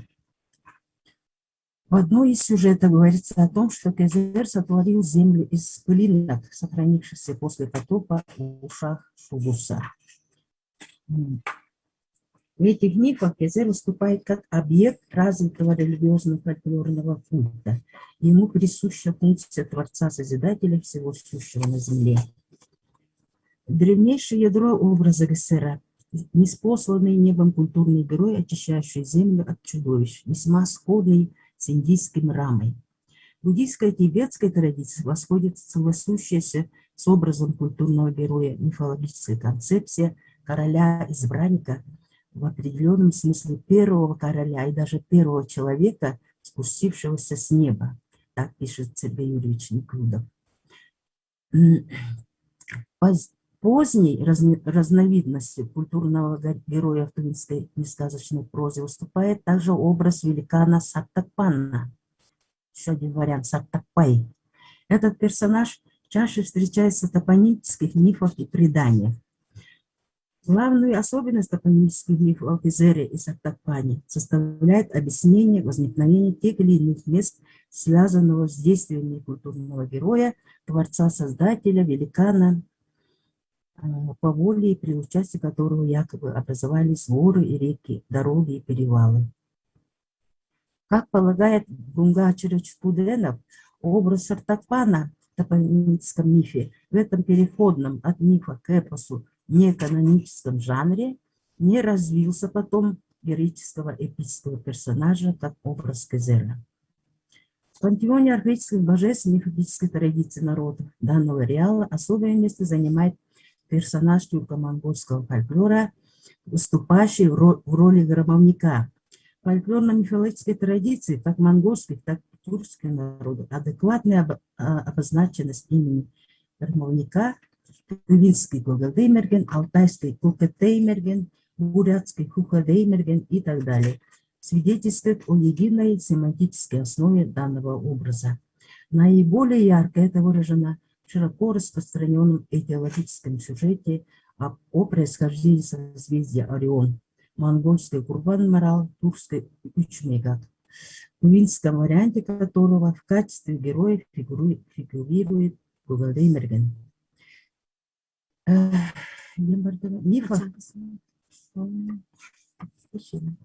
Мифах тюрко-монгольских народов о небесных светилах считается, что звезды Орион, Ушмегат, три Маралуки, вознесшиеся на небо, спасаясь от охотника, пустившего в них две стрелы и вместе с ними поднявшегося в небо. В другом варианте одну из звезд считают собакой охотника, другую стрелой, третью беркутом, а звезды пояса Ориона тремя маралуками. Семантика имени Хукадеймергена, как отмечает Баир Санович, в фольклорно-мифологической традиции тюрко-монгольских народов, означающих Хуке – небо, Мерген – стрелок, меткий, мудрый, одаренный, имеет генетическую связь с концепцией неба. Время, да? В тюрко-монгольской эпической традиции, по утверждению Дугарова, этот персонаж, кроме того, что имеет культурную характеристику в качестве бога-громовержца, покровителя охотников и воинов, выступает также в роли небесного первопредка, истребителя сил зла, составляет ядро образа небесного героя, содержащего концепт сына неба. В тувинских космогонических мифах о небесном громовержце созвездия Орион и Шмигат содержатся элементы почитания звезд, которые, очевидно, связаны с промысловыми обрядами. На небо свободно поднимаются и люди, и звери. Охотник, начав охоту на оленей на земле, поднимается вслед за ними на небо. Космический охотник Гугадеймерген иногда называется именем Эспизола, популярного эпического и сказочного героя, являющегося защитником людей среднего мира. Сходство образа Демергена фольклоре турко-монгольских народов свидетельствует о их единой семантической основе и генетической связи с концепцией неба. У меня еще один. Можно, да, дополнительно? Образ бога-громоверца в турко-монгольской мифологической традиции также связан с образом древнего божества Татай, владельца Небесного Града. Потанин на основе поверий и сказаний племен Южной Сибири и Северной Монголии определил значимость бога грозы и молнии в жизненно важных аспектах как творца благосостояния скотоводческих племен, покровителя скота, семьи и детей. Как божество грома и молнии, громовник прежде всего связан с Небесным Градом и дождем, который он ниспосылает на землю. Возглас Тадай и Тадаим, выражающий в тувинском языке испуг, который восходит к имени древнего божества Татай, владельца Небесного Града, сохранился как отголосок бытовавшего в прошлом пантеона мифологических божеств у предков тувинцев.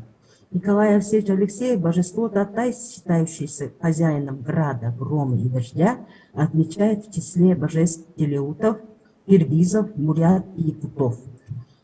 Его он относит к древнему общетюркскому пантеону, сформировавшемуся в X веке, времени отхода киргизов и якутов от основной массы турок Южной Сибири.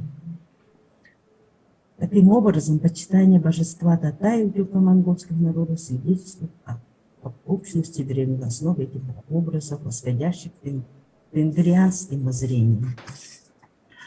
Таким образом, в результате анализа культурных героев в системе персонажей тувинской мифологии мы приходим к выводу, что эти герои восходят к общему мифологическому истоку сакральной традиции турко-монгольских народов, в основе которой лежит тенгрианская идея неба как верховного сакрального начала. Спасибо за внимание. Спасибо большое, Зоя Баировна. Мы очень рады, что вы так вчера активно с нами были на пленарном заседании, и фильм про Александра Бадмаевича, казалось бы, я тоже видела и с таким удовольствием еще раз пересмотрела, и всех за 10 лет изменений посмотреть. Так что, в общем-то, очень мы вам благодарны, что вы с нами, и что мы всегда ведем совместную работу. У нас были и общие вот, как бы совместные исследования по Монголии, и поэтому, Зоя Баировна, ваш доклад сегодня тоже вот как бы продолжает тему нашей лаборатории, и много идей, которые, я думаю, в личном чате потом обсужу с вами. Спасибо вам большое. Если есть вопросы, то минуты 2-3 можем выделить на это дело. Пожалуйста, дорогие коллеги, вопросы Зои Баировне есть?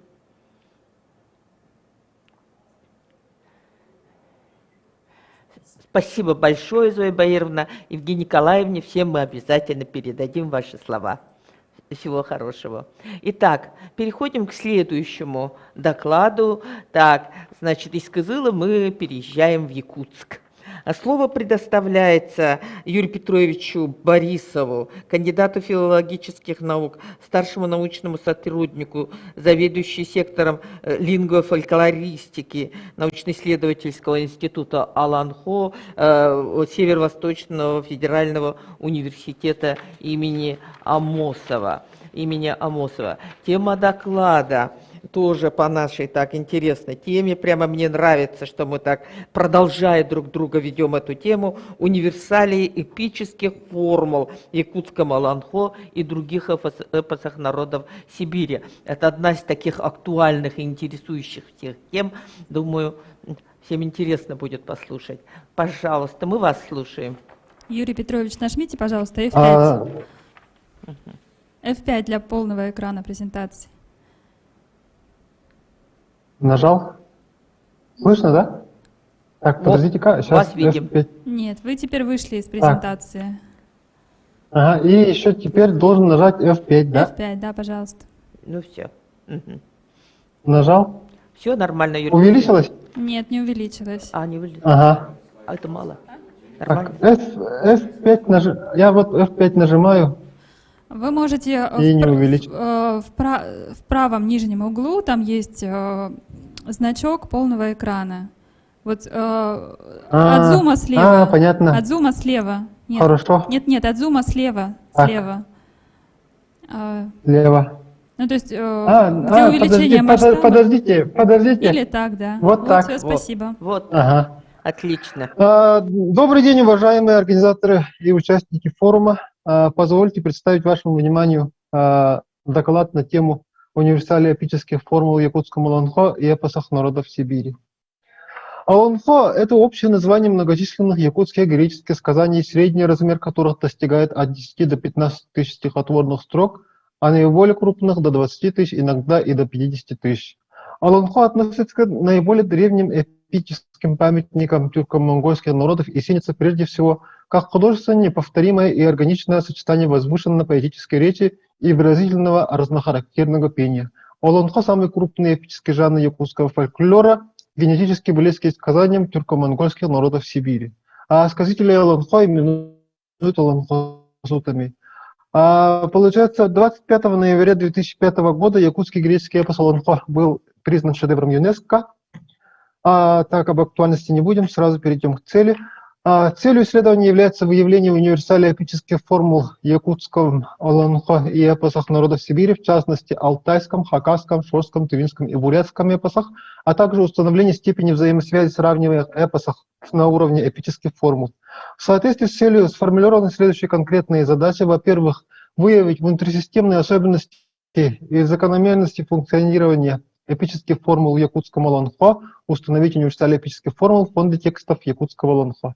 Во-вторых, выявить параллели эпических формул между якутским Олонхо и тюрко-монгольскими эпосами народов Сибири, описать их структурные и семантические особенности. А в-третьих, установить степень взаимосвязи якутского Олонхо с тюрко-монгольскими эпосами народов Сибири на уровне эпических формул. А источниками исследования послужили, получается, фундаментальные академические издания якутского Олонхо и тюрко-монгольского эпоса народов Сибири, в частности, из серии «Эпос народов СССР» и «Памятник фольклора народов Сибири и Дальнего Востока». Так, получается, для того, чтобы разобраться, каким же образом взаимосвязано якутское Олонхо с тюрко-монгольскими эпосами на уровне эпических формул, во-первых, мы должны были определиться с функционированием универсалиопических формул внутри самой системы якутского Олонхо. Поэтому тоже очень интересно представляется изучение из различных аспектов, сравнительное изучение эпических формул внутри системы якутского Олонхо. Так, во-первых, нами были проанализированы эпические формулы в вариантных эпосах, то есть это Олонхо об одном богатыре, например, сын лошади богатой дырой, Бурнушова Олонхо сута Тонгсорна и дырой Берган Устина говорили Чинохсарова. Несмотря на то, что это, получается, разные сказители, они пользуются одинаковыми эпическими формулами, которые из общего числа эпических формул составляют 10,7% от всех параллелизмов, имеющихся в тексте Бурнушова. Как видно из примеров, эпические формулы образованы на основе двучленных ритмико-синтаксических параллелизмов, где параллелизм построен на дословно повторяющихся антонимических словосочетаниях «хоютутуяр» – поздно засыпающие, «эрдетурар» – рано просыпающиеся. Так, просмотрим следующий слайд.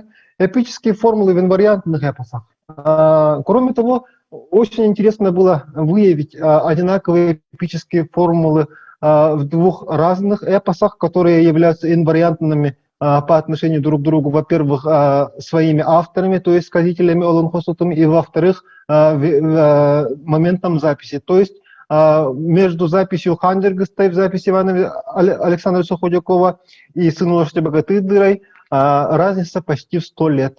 И как мы видим, в эпических формулах сохраняется основной остов, который исходит из ключевых слов и словосочетаний «уалах тит бай тит», «уалах мас бысталабыт мас сулабыт тит кастабыт мас». Так, идем далее. И также интересным было проследить динамику изменения эпических формул в разнолокальных текстах Олонхо, То есть в якутском лирическом эпосе Олонхо исследователи в основном выделяют три локальности бытования якутского Олонхо. Это, во-первых, северная локальность, во-вторых, центральная, и в-третьих, Вилюйская локальность. Это три крупные локальности, где функционирует якутский героический эпос Олонхо. И получается, при сравнении эпических формул из разнолокальных текстов Олонхо оказалось, что они образованы при помощи устойчивых ядерных лексем, образующих матрицу формулы кихиттан кирихинан, сахаттан саанан, уранкайтан урагаханан, где каждое слово и его определяющее подобраны по принципу аллитерации. Эти формулы призваны обозначить превосходство богатыря Олонхо над всеми остальными персонажами. Здесь пример из текста Момского Олонхо более развернут и близок к аналогу из текста Вилюйского Олонхо, как видно.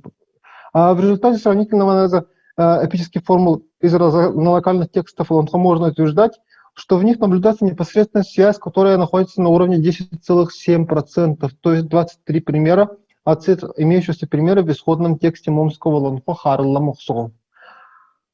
Таким образом, установлено, что в системе якутского Олонхо содержатся общеэпические формулы, образующие закономерность, согласно которой в любом тексте Олонхо, независимо от исходных данных, содержится устойчивый пласт эпических формул на уровне 10,7 и 12,7 от общего количества всех эпических формул в нем.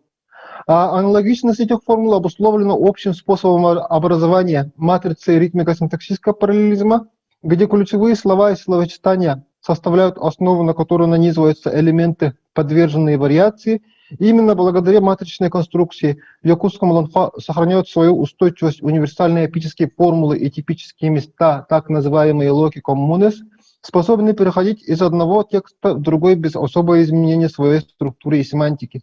Рассмотренные конструкции, на наш взгляд, представляют собой структурные элементы, которые являются для текста Олонхо обязательными и эстетически ценными, благодаря чему слушатели, наслаждаясь живым исполнением Олонхо, оценивает степень мастерства сказителя и его импровизационные способности.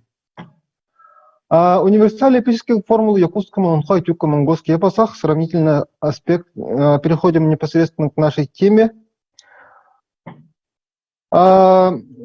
Универсальные эпического якутского Олонхо и алтайском эпосе.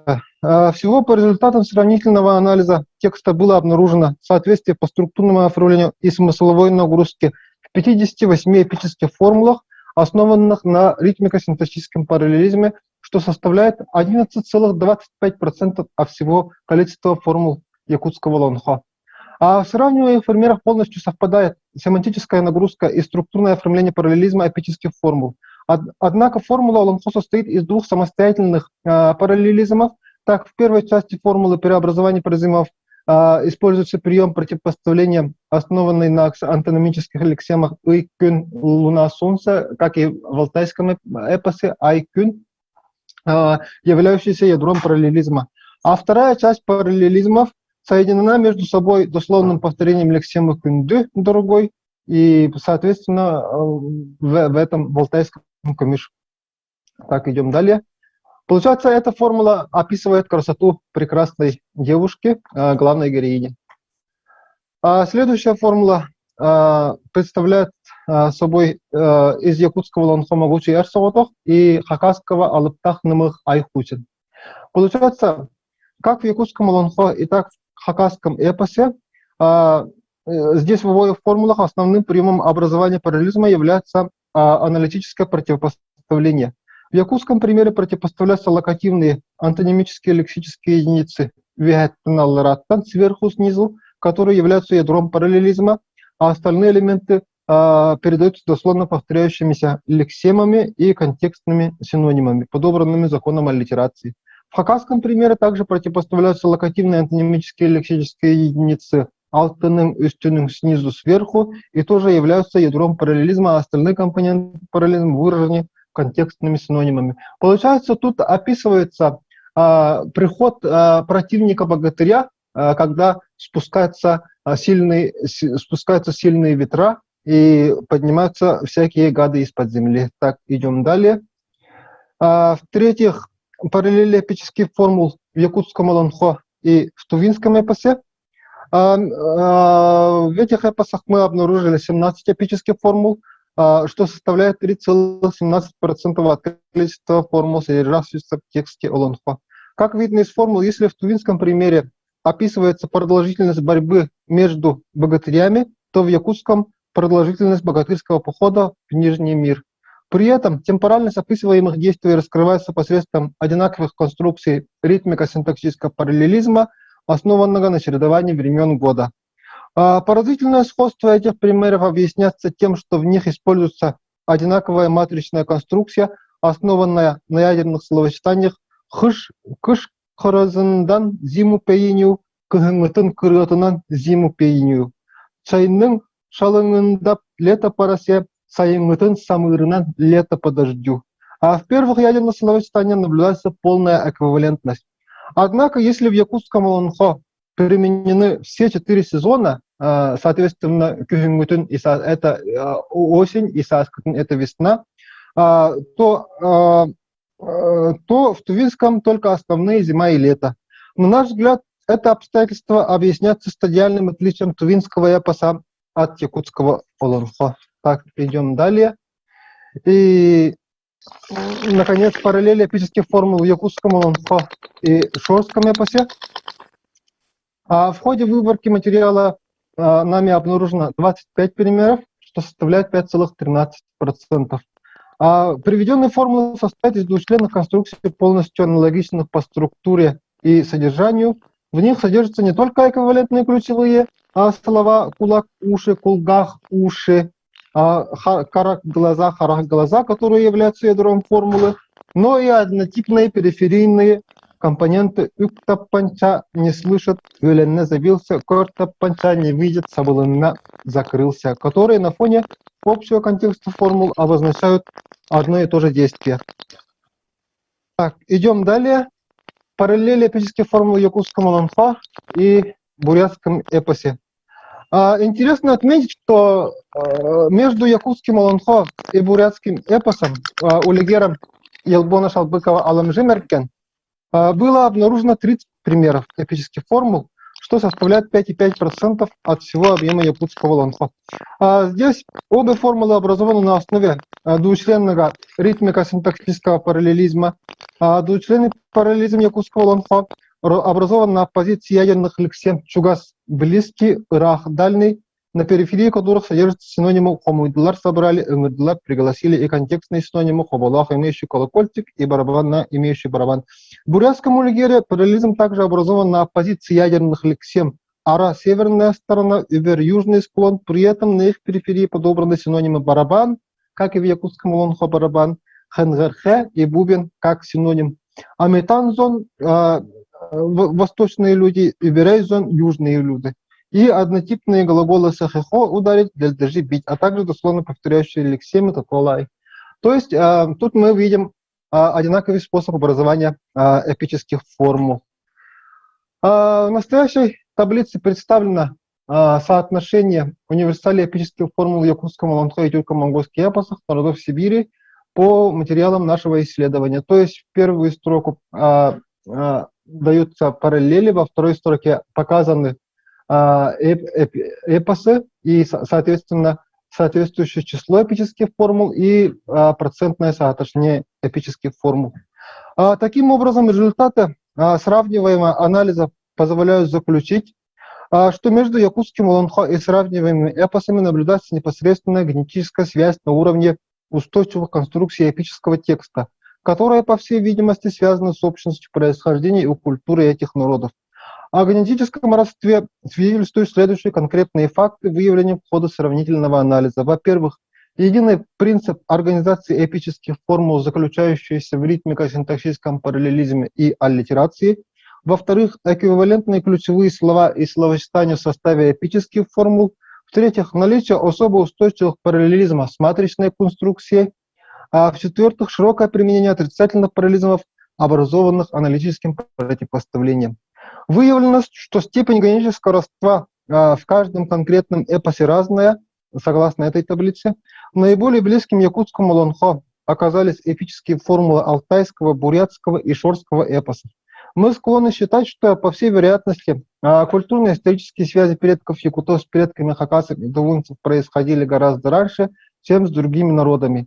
Также высока вероятность того, что эпические формулы хакасского и шорского эпосов могли быть переняты посредством алтайского или шорского эпоса, о чем свидетельствует их малое количество универсалей между ними. Благодарю за внимание. Да, очень такая конкретная, интереснейшая работа, и мне очень нравится, что это работа стиховедческая, семантический анализ, и плюс еще статистическими данными. Вообще, конечно, это большая такая скрупулезная работа, и очень интересные вот такие параллели, и вообще, наверное, еще у вас такие большие планы вот такого, вот таких выискивать эти универсали не между двумя, а во всех этих какие-то общие. Вот я думаю, в этом отношении ваше исследование просто очень интересное. Дорогие коллеги, пока вы готовите вопрос, я хочу задать свой вопрос. Юрий Петрович, можно спросить конкретно, какая ваша тема исследования и вы какими проблемами в эпосе занимаетесь вот сейчас? Вот какие у вас интересы? Получается, кандидатская диссертация была на тему ритмико-синтаксический параллелизм в якутском ландхо и тюрко-монгольских эпосах «Сравнительный аспект», который защитил в 2017 году. А в настоящее время занимаюсь в основном исследованием эпических формул и типических мест между якутским ландхо и вот сравниваемыми эпосами. И кроме того, начинаю исследование в направлении когнитивного аспекта эпических формул. Очень интересно, спасибо большое. Я думаю, что, может быть, мы, если будем делать какие-то по нашему гранту исследования, могли бы вас пригласить для совместных докладов и совместных статей. Я думаю, вы будете согласны? Ага. Да, спасибо. Согласен. Ага. Юрий Петрович, у нас два вопроса из чата. Марина Викторовна Рейли задает вам вопросы. Юрий Петрович, была ли предпринята попытка дифференцировать и систематизировать формулы по типу описания внешности, функций или действий, пейзажа, предметов и тому подобное? И второй вопрос. Это уже не вопрос, просто спасибо большое за интересный доклад и глубокий доклад. Получается, это очень, да, раз речь зашла о типических, некоторые говорят типические формулы, другие пишут эпические формулы, а третьи используют термин типические места или общие места, да, получается. Да. Получается, вот, конечно, общие места и типические места в первую очередь требуют классификацию, но мы их не классифицировали ввиду того, что мы в основном рассматривали их структурные и семантические особенности. Получается, в основном опирались только на их способы образования, то есть рассматривали универсалию по способу образования и семантики.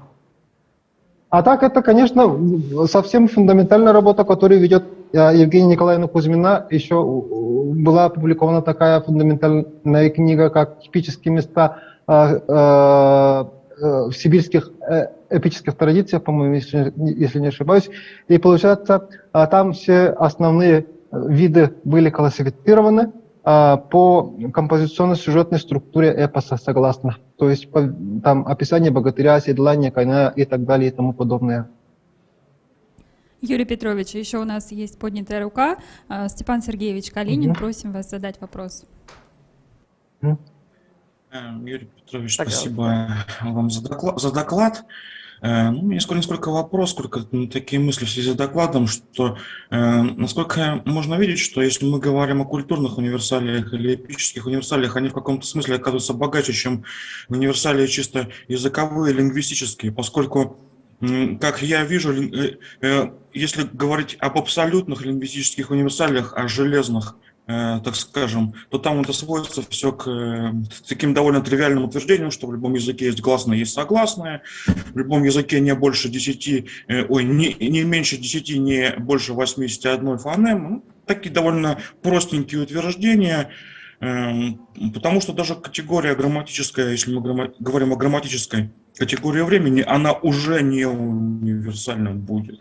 В некоторых языках, конечно, довольно аномальная вещь, язык без грамматикализованного времени, но и бывает такое. И в этом смысле, конечно, мне понравился очень доклад Юрия Петровича, потому что тут именно попытка выйти на культурный уровень, на уровень культурных универсалей, то, что перекличка с докладом Надежды Романовны, как там говорилось, универсальная категория пространства, время, там, что еще было, человек и так далее и тому подобное. И, наверное, в этом смысле вот фольклорные такие, если их назвать так универсали, они будут, ну, наверное, побогаче, чем лингвистические. Ну, наверное, сумбурно несколько высказался, но спасибо за доклад. Благодарю за вот. Спасибо большое, Юрий Петрович. Переходим к следующему докладу, да? А? Последний доклад. Да, это последний. О, у нас сейчас последний доклад. Слово... Ага, у нас два докладчика. Москва и Ростов-на-Дону проснулись, наверное, для них, конечно, раннее время сейчас. Слово предоставляется Калинину Степану Сергеевичу, кандидату филологических наук, научный директор научного центра русского языка и славянской культуры Международного славянского института, и Ольге Николаевне Иконниковой, Ростов-на-Дону, кандидату филологических наук, доценту кафедры педагогики Ростовского института повышения квалификации. Тема доклада наших коллег – ядерные мифологемы сибирского и дальневосточного ареалов и ареала северо-запада Америки в типологическом освещении. Удивительно интересная тема.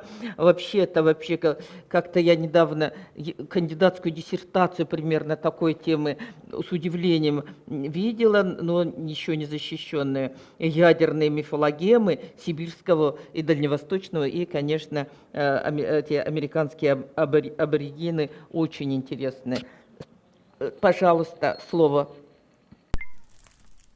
Уважаемые коллеги, добрый день. Позвольте представить наш совместный с Ольгой Николаевной Иконниковой доклад на тему ядерная мифологема сибирского и дальневосточного ареалов и ареала северо-запада Америки в типологическом освещении. Теоретической базой нашего исследования служат известные, думаю, всем вам работы Юрия Березкина, в которых предлагается в качестве материала для исследования процесса заселения человечеством нового света использовать не только языковые, антропологические и прочие данные, но и мифологические сведения. Вслед за Юрием Березкиным в рамках подобного подхода мы понимаем мифологический мотив как любой эпизод или образ, или комбинацию эпизодов и образов, которые обнаруживаются в различных мифологических текстах, в различных текстах культуры. И их мы классифицируем как сюжетообразующие мотивы. Они могут иметь значительную древность, и их распространение может свидетельствовать о реальных исторических связях между теми или иными этноязыковыми группами. Хотя здесь тоже, опять же, нужен комплексный подход, использовать данные не только лингвистики, мифологии, антропологии, но и других наук. То есть здесь нужно исследовать этот вопрос в комплексе.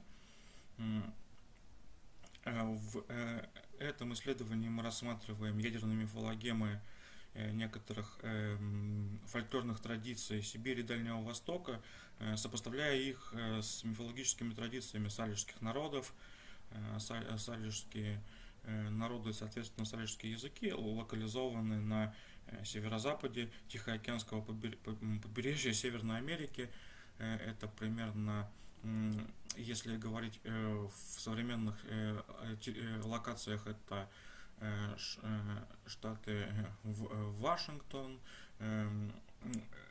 провинция Британская Колумбия в Канаде, как я сейчас сказал, штат Вашингтон в США. Салежская мифология, она чем интересна? Тем, что в ней репрезентирован весьма архаичный набор мифологем и мифологических сюжетов, что в частности проявляется в их широком разнообразии, большой вариативности, которые в иных мифологических традициях данного региона, то есть Тихоокеанском северо-западе, проявляются не столь явно.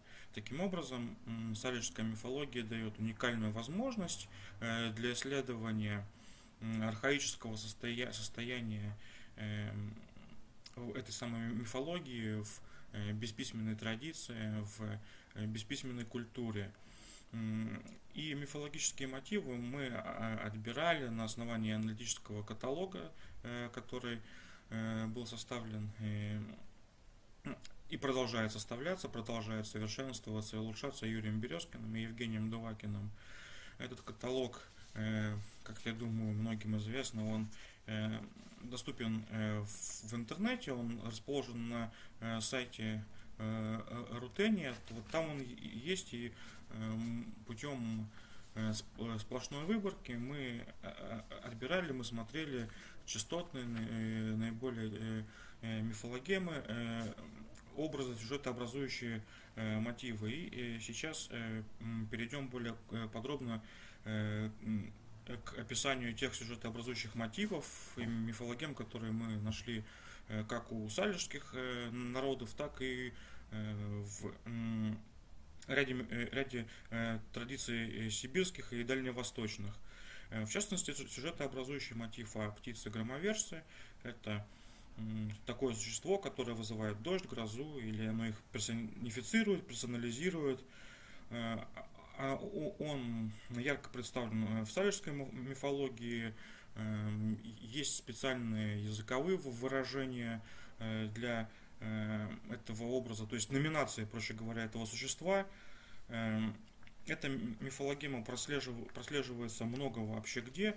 Сейчас перечислим те зоны, в которых она есть. Это не только, собственно, Сибирь и Дальний Восток, но и многие другие регионы, такие как, например, бантуязычная зона Африки, практически вся территория Евразии, включая Кавказ, Японию, Сахалин, другие регионы Дальнего Востока, территория Австралии, есть она и в других областях Северной и Южной Америки. Вероятно, широкая распространенность данной мифологемы свидетельствует о ее большой древности. А здесь надо добавить, что в интересующих нас областях, это вот Евразия, в частности Сахалин и регион Дальнего Востока, это ареал распространения таких языков, как нивский, айнский, чукотско-камчатская семья и эскимоско-людская семья. Это все палеоазиатские языки, которые, как известно, не образуют генеалогического единства, однако в каком-то смысле они образуют единство типологическое, и может не случайно то, что в соответствующих мифологических традициях, в соответствующих, с позволения выразиться, лингвокультурах, эти сюжетообразующие мотивы распространены. Далее перейдем к такой мифологеме, характерной для салежской мифологии, как образ лиса, шакала или койота, репрезентирующий трикстера. Вот койот является одним из центральных героев салежской мифологии. Такой же мотив можно найти и в других ареалах. В частности, если говорить о палеоазиатах, опять, то имеется он в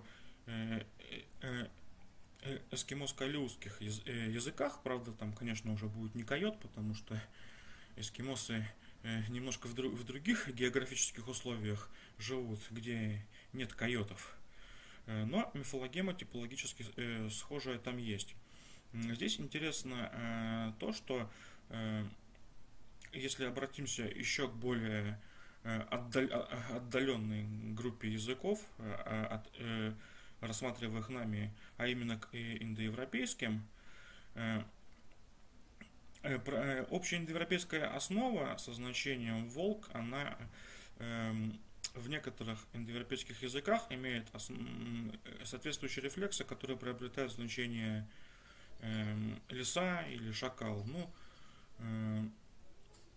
такой довольно тривиальный пример, что вот русское слово волк, да, и латинское вульпес, лисица, да, они восходят к вот этому общему индоевропейскому корню. Это подробно описывается в такой, я думаю, это всем известно, замечательная такая работа Вячеслава Иванова и Томазо Гамкрелидзе, индоевропейский язык и индоевропейцы, реконструкция и историко-типологический анализ праязыка и протокультуры. Там в словарной ее части, вот семантический словарь общеиндоевропейского языка и реконструкция индоевропейской протокультуры, там вот эта лексика зооморфная, она там реконструируется, и ее семантика там проанализирована. То есть там это можно посмотреть, там можно в этом убедиться, в то, на чем мы опираемся. Юрий Березкин комментирует данную мифологему Трикстера, который лис, шакал, койот, следующим образом, цитата из его работы «Мифы заселяют Америку». Допустимо поэтому предположить, что в плане реальных исторических связей образы Трикстера лисы и Трикстера койота представляют собой один и тот же мотив. В пользу этого свидетельствуют и сами североамериканские тексты. Лис в них занимает скромное место и чаще всего либо взаимозаменяем с койотом в одних и тех же сюжетах, либо действует в паре с ним. Что касается койота Трикстера, то он в свою очередь может восходить к евразийской лисе. В Северной Америке в качестве Трикстера в единичных случаях действует волк, которого в данном контексте также можно соотнести с койотом. И конец цитаты. То есть эта мифологема, она реализуется как в североамериканской, а именно конкретно в салежской традиции, так и в традициях Евразии, как можно было видеть из этого анализа. Следующая мифологема журавли и пигмеи, она есть как у салежских народов, так и встречается она в Евразии. Опять же, здесь мы смотрели нивскую, айнскую и эскимоско-алеутскую традицию. Она там есть, но она еще много где есть. Например, в Северной и Южной Америке, помимо салежских народов, она распространена. Еще одна мифологема Ворон Трикстер, также она есть и в салежских мифах, и опять же в мифологии народов Евразии, а именно опять эскимоско-алеутский, айнский, нивский и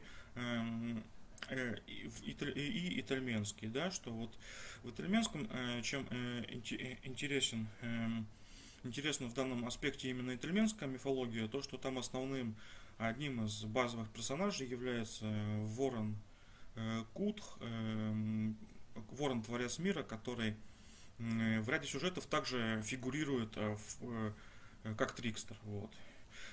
Мифологема мировое древо, это следующий был пункт нашего анализа. По-видимому, она относится к универсальным образом и мотивам человечества. Когда мы это смотрели по каталогу Березкина-Дувакина, то эта мифологема практически везде, практически во всех основных географических и культурных ареалах она засвидетельствована. В том числе и в североамериканской, в том числе и в салежской она тоже есть. Представлена, конечно же, она и во многих сибирских мифологических традициях, в частности, и, например, в кетской мифологии ее можно найти. Следующим элементом нашего анализа это стал близнечный миф. По всей видимости, это тоже универсальный мифологический мотив человечества, а образ близнецов, да, или небесных близнецов, это, по-видимому, универсальный образ. Опять же, мы исходили из нашего анализа подсчета мотивов по каталогу Березкина-Дувакина, и Там этот миф тоже засвидетельствован множественное число раз, в том числе и в североамериканских традициях, и в сибирских традициях. Допустим, если говорить о той же кетской мифологии, там пары близнечных, да, или вот антагонистичных зачастую персонажей, они там устойчиво выделяются, многие мифологические мотивы или какие-то текстообразующие мотивы для кетской мифологии основаны на противостоянии или противоборстве этих персонажей. То есть, по всей видимости, наряду с мировым древом здесь речь идет о действительно каком-то универсальном, общечеловеческом мифе или, возможно, даже каком-то архетипе. Ну, здесь, конечно, мы архетип понимаем в том смысле, который ему Елеазар Мелетинский придавал, не в смысле там юнгианской психологии. Таким образом, сопоставление салишской мифологической традиции с мифологическими традициями народов Сибири и Дальнего Востока, а также привлечение при необходимости материалов прочих мифологических традиций позволяет вычленить устойчивый комплекс мифологем, который находит параллели как в салишской традиции, так и в ряде сибирских. Конечно, не во всех сибирских все из рассмотренных нами и озвученных в данном докладе мифологических традиций представлены в явном виде или в отчетливом, и не всегда они есть. Но некое ядро, как я говорил уже, допустим, мировое древо или близнечный миф, или образ Трикстера в общем и в целом, если отвлекаться от его воплощения, так сказать, в виде лиса, шакала, койота, которая имеется в салишской мифологической традиции, то действительно, по-видимому, речь идет здесь об универсальных мифологических образах и мотивов. Представляется, что данный комплекс мифологем, соответствующих образов и сюжетов, по-видимому, восходит к обрядовой ритуальной практике архаического общества, архаического человека. На этом у нас все. Благодарим вас за внимание. Спасибо, будем рады вашим вопросам, замечаниям и комментариям. Степан Сергеевич, спасибо большое. Очень интересное дополнение ко всем нашим рассуждениям об универсалиях. Действительно, у нас прямо на сегодня на секции такая вырисовывается большая картина универсальных мотивов, образов, мифологем, вот, культурных героев. Так, в общем, очень мне нравится, как мы сегодня работаем. Интереснейшие темы. Пожалуйста, дорогие коллеги, вопросы Степану Сергеевичу. Ну, пока я озвучу вопросы с чата. Степан Сергеевич, что послужило для вас основными источниками информации? Какие тексты?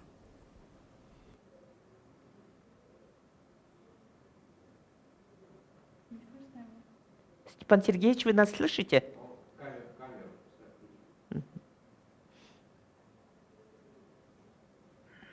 Так, какие послужили тексты источником информации? Имеется в виду салишская мифология или вообще? Вообще, в принципе, мы анализировали в основном по каталогу вот, Березкина-Дувакина, вот этому. Но что касается салишской мифологии, там был свод этих текстов, по-моему, так он назывался, Salish Mythology, как-то так. Вообще, в принципе, я думаю, этот вопрос могла бы вам мой соавтор лучше уточнить, потому что она именно салишскими и вот, вакашскими языками именно этим занимается, на этом специализируется. Но у нее были эти тексты мифологические. Там этот есть корпус еще... Давно он начинал собираться еще с начала 20 века, когда эти языки еще были, так сказать, в силе, потому что все же это угасающие постепенно языки и традиции, в частности, салишские, хоть семья относительно крупная, но количество носителей по языкам не очень большое.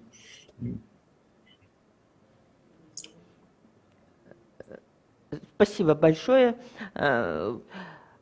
Степан Сергеевич, у меня к вам такой вопрос.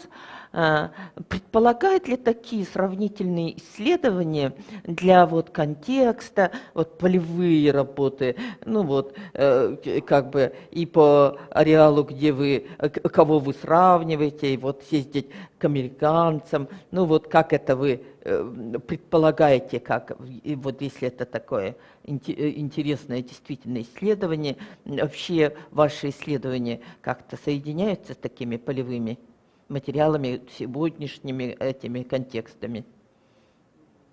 Сравнить. В принципе, я думаю, соединить можно. Конечно, туда, на северо-запад, поехать в данный момент, я думаю, достаточно проблематично.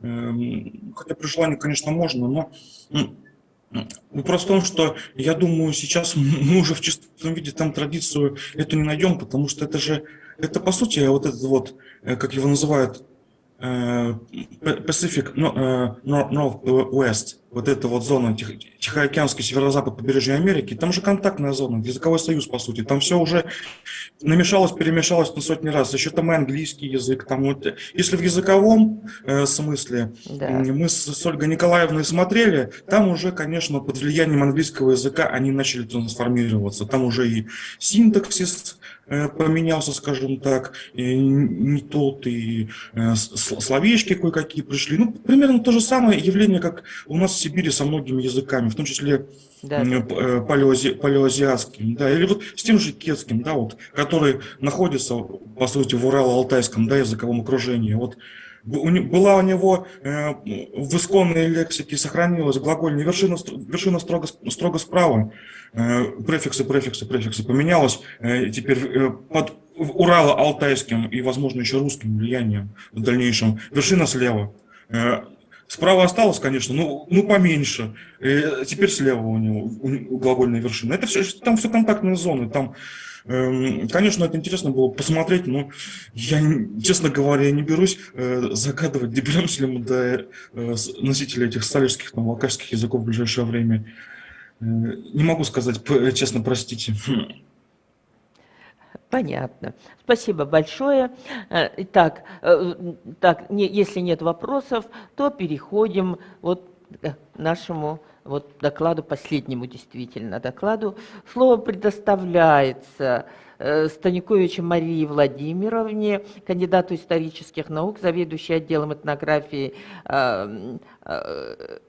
Австралии, Океании и Индонезии, ведущий научный сотрудник Музея антропологии и этнографии Кунсткамеры.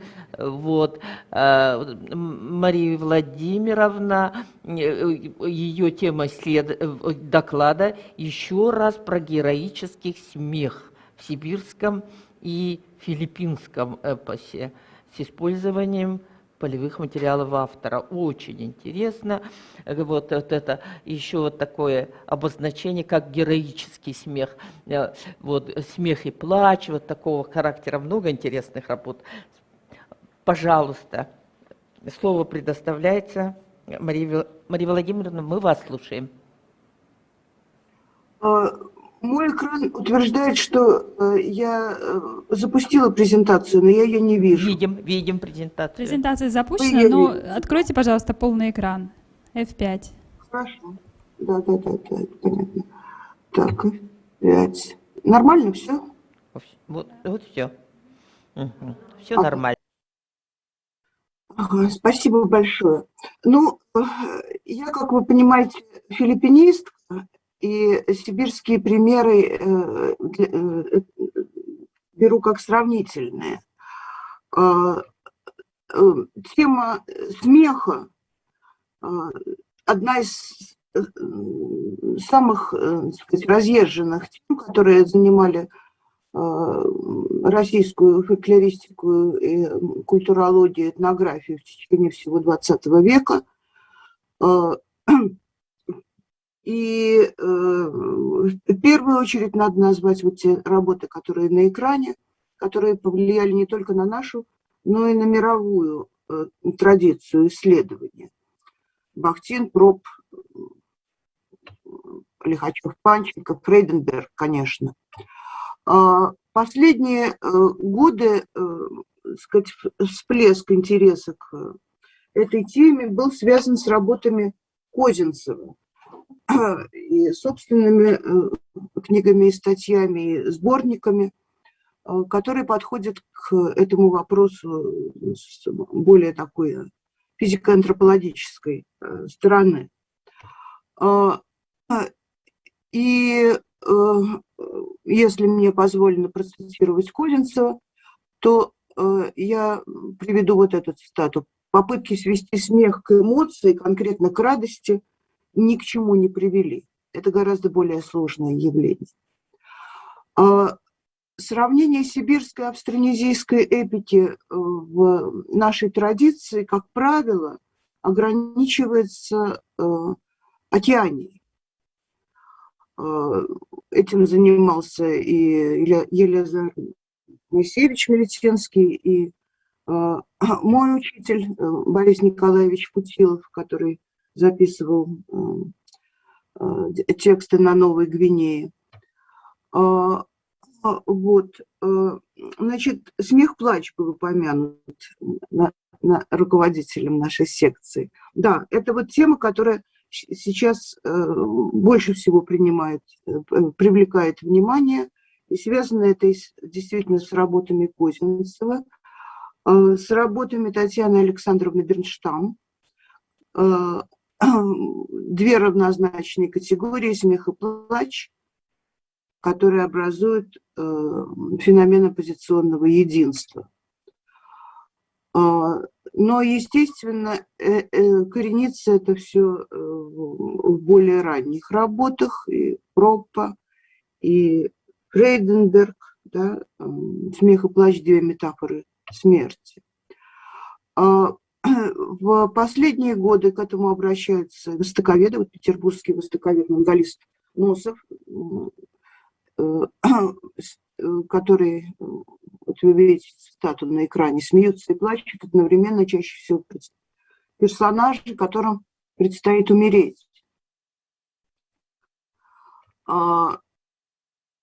Рассматривается это в работе по бурятскому героическому эпосу. Но здесь это скорее в таких повествовательных формулах. Я занимаюсь филиппинским эпосом и занимаюсь им в поле 25 лет. Я езжу ежегодно в экспедиции.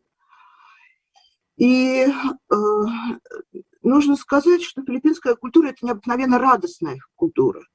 Это связано не только с, так сказать, личными качествами филиппинцев, а в первую очередь с тем, что так предписывают культурные нормы. Представление о том, что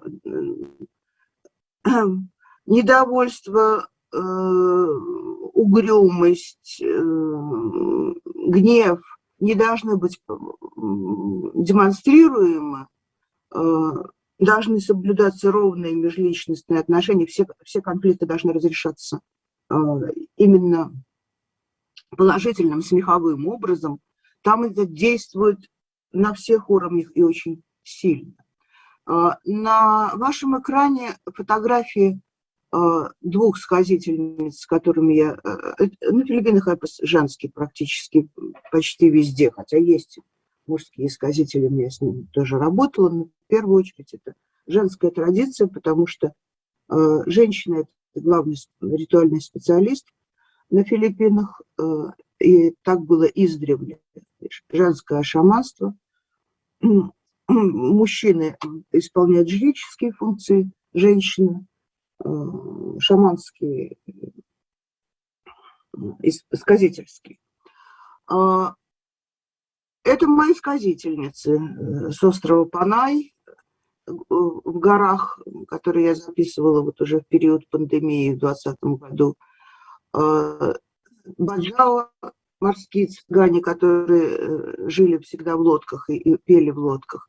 Как вы видите, это очень радостные и веселые люди, но это не во время эпоса. Во время исполнения эпоса картина совершенно другая. Я немного уже об этом писала. И поэтому мой доклад называется «Еще раз». Вот в 2005 году я впервые об этом заговорила. И вот лица сказительниц, когда они поют во время исполнения эпоса. Это Боли, остров Минданао, это моя ифугавская мама, основное место моей работы последние 25 лет, это именно горы северного Лусона, северного острова. Вот их лица. Как видите, никаких, так сказать, радостных и веселых эмоций на них нет. Есть два типа эпоса. Я знаю, что есть такой театрализованный эпос, я видела его в Якутске, очень артистический, с очень большими элементами игровыми, но для наших традиций филиппинских это абсолютно нетипично. Сказитель поет с закрытыми глазами или с призакрытыми глазами, и повествование не носит игрового характера. В языке ифугао, которым я занимаюсь в первую очередь, существует много терминов для смеха. Там, открытый, добродушный смех, смех от души, хихиканье всякое и так далее. Но в текстах эпоса встречается только один глагол, один единственный. Это богак, который в повседневной речи практически не употребляется. Это доминантный смех, доминантный мужской смех, который носит в себе идею торжества и унижения соперника. В текстах эпоса он встречается почти исключительно в речи мужских персонажей, которые я вам сейчас покажу. Но иногда это бывает и в речи женской, как правило, как отголосок.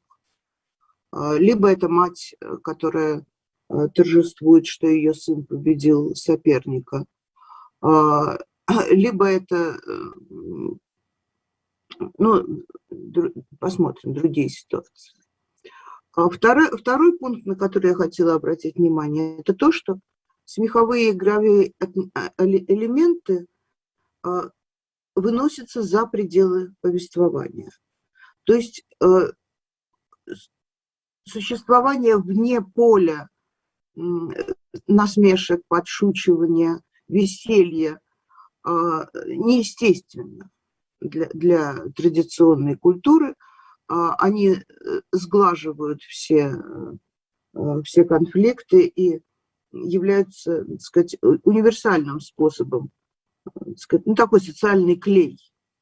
Но во время эпоса, а эпос иногда поется в некоторых случаях по много часов, 3, 5, 7 ночей подряд.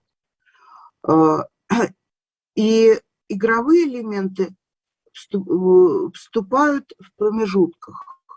То есть кончается какой-то отрывок исполнения эпоса, не отрывок, а просто эпос поется, после этого делается перерыв, и тут начинается буйное, то есть они начинают есть, пить и очень сильно веселиться, танцевать, сидя, вот, так сказать, сидя или стоя. И вот эти вот элементы шутки и танца, они совершенно непременны, и в некоторых случаях, например, на похоронах, а это главное время исполнения эпоса сейчас у северо-филиппинских горцев, они несут очень важную функцию движения души из мира живых в мир мертвых. Вот вы видите, вот это 95-го года, когда я год жила в горной деревне, на похоронах, вот слева картинка, Апин, замечательная сказительница, поет погребальный эпос, а справа та же самая компания во время перерыва веселится, поет шуточные песни. Вот мужчина, который стоя танцует, да, движения танцевальные, он тоже очень знаменитый сказитель. Покажу вам несколько примеров текстов из моих записей и записей моих коллег. Да? Не ко мне. Значит, конфликт между двумя богатырями, воинский худ-худ. Битва происходит сначала в одной деревне, потом в деревне одного богатыря, потом другого богатыря. Осуществляется подстава. Значит, вместо себя один из богатырей представляет недостойного соперника. Этот недостойный соперник, выйдя, так сказать, вперед, смеется вот этим вот доминантным, уничтожающим, издевательским смехом, сообщая о том, что он обручился с искомой девушкой. Женский вариант. Женских вариантов, как я вам сказала, очень мало. Вот в одном из текстов, где смеется девушка, это текст, так называемое непорочное зачатие, записанный в начале XX века Бартоном. И там Бог, небесный Бог спускается, дает пожевать бетель недоступной красавице, и она беременеет. После чего, значит, наступают роды. Она, естественно, находится в достаточно уязвимом положении, потому что неизвестно, кто отец. Она говорит, я никогда не видела челку мужчины, глядя снизу. Вот.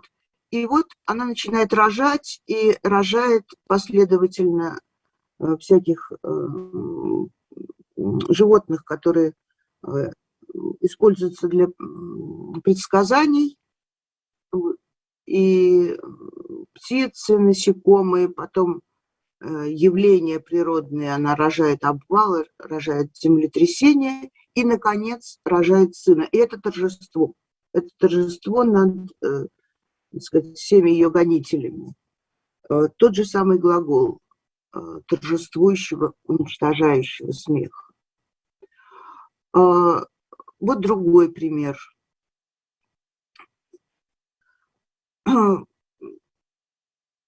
Тоже героический смех, унижение соперника.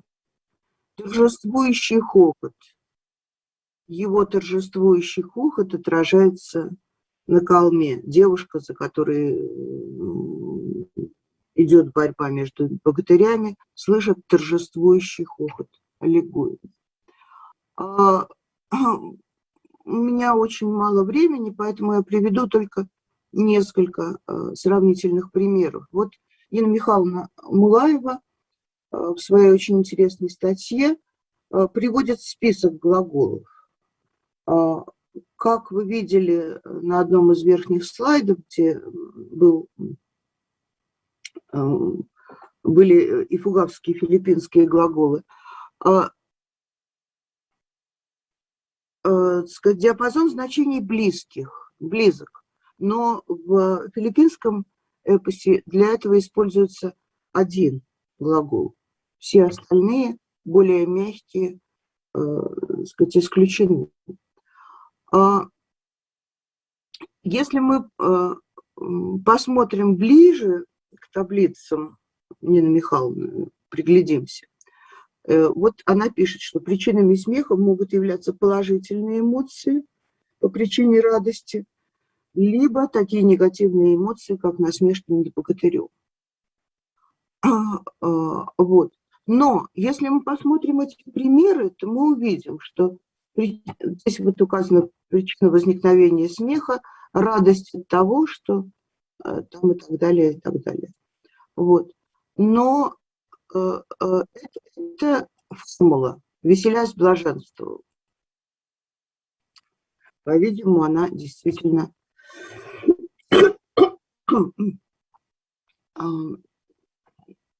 носит положительный характер.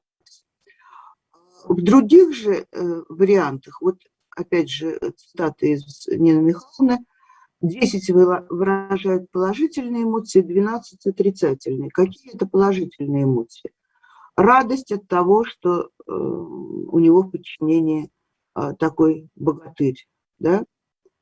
Да, есть, оказывается, среди моих вепрей богатырь, шлепнув по коленям, засмеялся громко хан. А мне кажется, что это не просто радость, это тот самый торжествующий, доминантный, победительный смех. Это радость преодоления препятствия пути. Мне кажется, тот же самый смех дядюшка Чуджи, о которых предостерегал: 3 препятствия больших преодолели мы, говоря, смеялись, широко открывая рот. Вот этот вот смех, широко открывая рот, смех со шлепанием по бедрам, вот шлепнув себя по бедрам, смеялся он до колик в животе, или, как там говорится в примечании, до того, как оборвется прямая кишка. Это издевательский или доминантный смех. Такой же смех мы видим в шорском эпосе. С надрывом смеется, так что черный камень раскалывается, смеясь, усмехается так, что стоящая скала рушится. Это общее место в шорском эпосе. Таким образом, я рискну сказать, что в героическом эпосе преимущественно представлена одна из древнейших форм смеха, которая в действии проявлялась в форме оскорбления и насмешки над врагами перед битвой. И в более поздних вариантах всех народов есть такие вещи. Там, косыды поношения у арабов, специальные жанры брани, бранных песен у скандинавов. Если мы посмотрим, ближе присматриваемся к смеху, который понимается как выражение радости, то на поверку он оказывается тем же самым торжествующим, глумливым смехом, торжествующим победу над врагом. Бывает, что есть доброкачественные, так сказать, без злорадства формы смеха. Они встречаются в основном в повествовательных формулах и очень много-много реже в действиях героев, причем в основном не главных. Их количество упоминаний таких доброкачественных смеховых моментов увеличивается при увеличении новеллистических элементов, от перехода от героического эпоса к более поздним формам. В героическом же эпосе, даже в женских традициях, преобладает именно мужской смех. И, наконец, смеховые элементы исключены из повествования и перенесены в интермедии, в тексты, которые не имеют отношения к эпосу. Благодарю за внимание. Спасибо большое, Мария Владимировна. Действительно очень интересный доклад, потому что тут разные виды смеха, пока вот до героического смеха дошли. Действительно очень интересная тема. И вообще вот такие сравнения и вот выявление универсальных, таких дальних разных культурах, не только вот близких, но и сибирские, и филиппинские, ну просто удивительно интересные исследования. Так, пожалуйста, дорогие коллеги, вопросы. Марии Владимировне вопросы, пожалуйста, есть?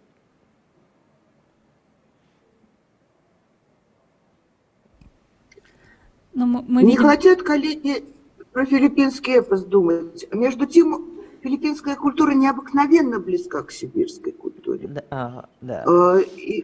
И почему бы не взять into consideration, что называется, Наши богатейшие шаманские эпические традиции, живые эпические традиции, это одно из немногих мест в мире, где они сейчас существуют, и очень близки к сибирским.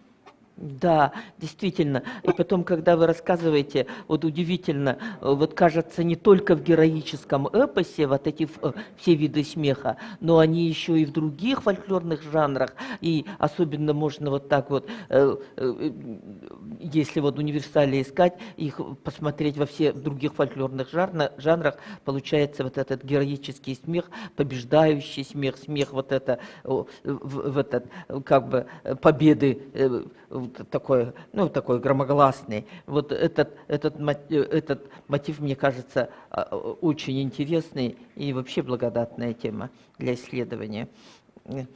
Так, еще вопросы будут? Да, вот вопрос задают. Галина Евлампиевна.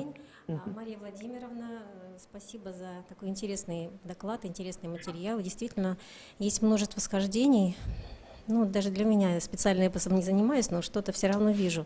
Вот, например, в погребальном обряде у коряков там смех тоже присутствует. И плакать не положено, есть определенная фольклорная программа, кто что знает, тот, кто поет.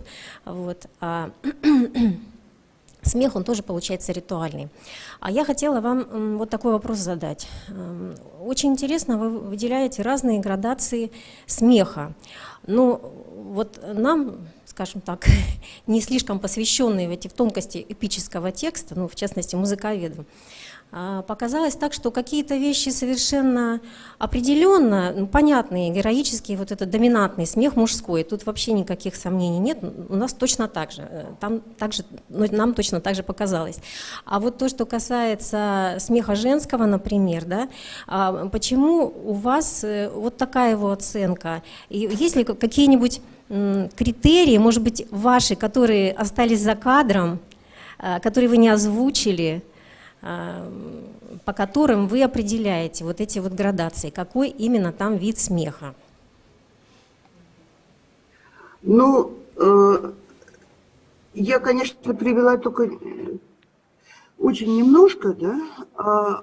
Ну, как смеются женщины вот в этих сказаниях, вот, которые я записываю и публикую. Ну, чаще всего смеются матери.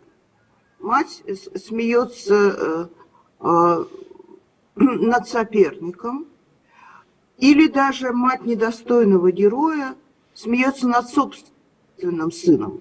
То есть ей передаются такие вот функции, как бы положительной героини,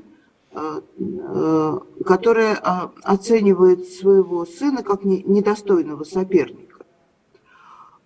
И это всегда смех высокомерный, унижающий этого самого недостойного соперника. Если это мать положительного героя, то это тоже высокомерный смех, унижающий его соперника. То есть кто бы не смеялся, кроме самого этого самого соперника, который тоже может смеяться таким доминантным смехом, но недолго, пока он не побежден. Вот. Всегда, значит, издевается над соперником, и это основной, так сказать, тип смеха, в том числе и женского. Вот единственный пример, который я привела, где смеется молодая девушка во время родов, это не совсем, так сказать, такой переходный текст, но и там вот она совершила подвиг, да? Она родила, дала жизнь всей сфере явлений и животных, которые потом будут использоваться ее потомками для общения с богами. И вот, наконец, вершиной всего этого является рождение сына. Это торжествующий смех. Ответила? Нет? Да. Спасибо. Спасибо большое. Спасибо большое, Мария Владимировна, за интересное общение. Итак, Давайте я еще зачитаю высказывание в чате. Доклад вызвал много сообщений. Галина Борисовна Сыченко пишет: в песенном фольклоре алтайцев есть жанр согуш-кожон, ругательных песен-насмешек. Они исполняются представителями соперничающих родов, например, на свадьбах. Марина Викторовна Рейли благодарит за доклад и пишет: сюда еще смех тех, кому уже нечего терять. И Светлана Дмитриевна Мухоплева также благодарит за доклад. Смеховая культура народов Сибири, к сожалению, пока мало изучена. вот, видите, сколько отзывов интересных про такая действительно очень актуальная тема. Вот «Смех-плач», он такой философский, он такой вообще развернутый, как Дмитрий Алексеевич Носов делал доклад, но еще множество есть статей на эту тему, исследований. А это героический смех, он как-то особо отдельно не выделялся, поэтому вызывает большой интерес. Спасибо большое. Итак, мы завершаем работу. Есть желающие вообще по работе нашей секции сделать какое-то заключение?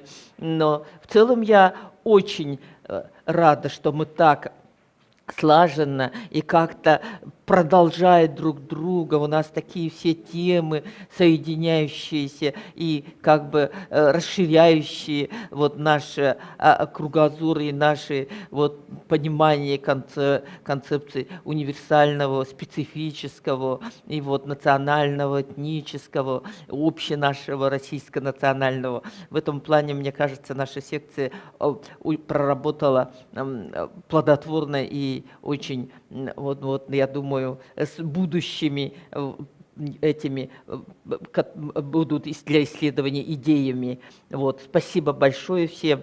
Все были, в общем-то, очень интересные доклады и интересные выступления. Спасибо, благодарю за работу секции.